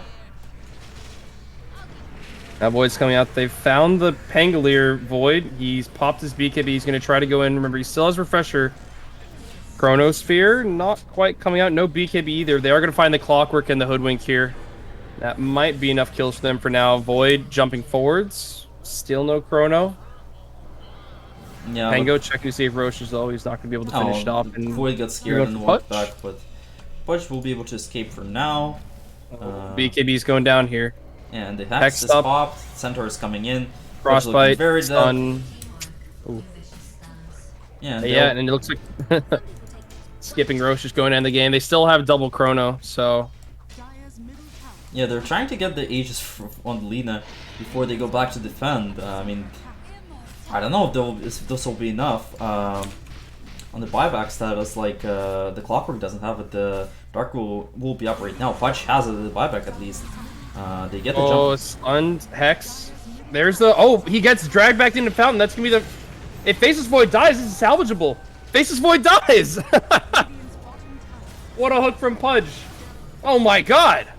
They're turning it around. I don't believe it. Oh, and they're going to find the Hoodwink here. Okay, that is a start. That is a start of something. You know, What? at least it's not game over, right? Yeah, no kidding. At least it's not game over. Wow, what a hook from Pudge. Now you know the Literally important saved thing? their game. You know the important thing? The Void doesn't have the buyback, and so neither does the Hoodwink. Hoodwink die back actually, so they can actually like maybe get a lane of racks of that if they're fast with how they move. So you know it's a big turnaround. Yeah, they're pinging. They wanted a lane of racks of that. I think that's their ping. Maybe it was DP, but They've got to go through like 2 glyphs though. It's going to be slow, but even so, Void I mean, dead for 50 seconds. yeah, Lena does crazy damage, so it's like. I think they can take. They need to be careful with not to overstay their welcome, but and you know they don't know that he doesn't have buyback. Try to go on the DP there. DP is able to escape. Centaur pops the ulti. Now they're starting to go for the racks there. Yeah. Yeah. One rem. They don't. They won't stay. I don't think they're taking. They can afford to get the racks here for sure. 100% they can take the racks here. radiant structure. There's the... Oh, they're going to be able to kill off the Centaur here. Oh, so close. And Lena's now hexed up. She's going to get frostbitten here, maybe? Or staffed out. She's ready to turn around. She pops the BKB. Disarm Laguna Blade. They're going to kill off the Death Prophet here.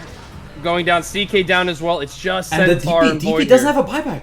DP doesn't have a buyback. It's Void. Void lands a chrono on the Lena. Lena was he's hooked very out. good push hook, and he has a dismember in 1 second. He lands a dismember onto this Void. Void is dismembered for now. BKB is almost over. He has another Chronosphere, but he will opt to escape. And now they should be careful. The Pango starts to go on onto the Centaur after the buyback. Pudge tries to go on the Centaur as well. Centaur stumped, but he's getting stunned from the Dark Willow. And this Lena starts to attack. Centaur doesn't have a buyback. It was a dieback for him. If they realize that this DP doesn't have a buyback, they can start taking it at these 2 lanes. Maybe they even can try to go for the throne. It is really scary for the Radiant team right now here. Oh no.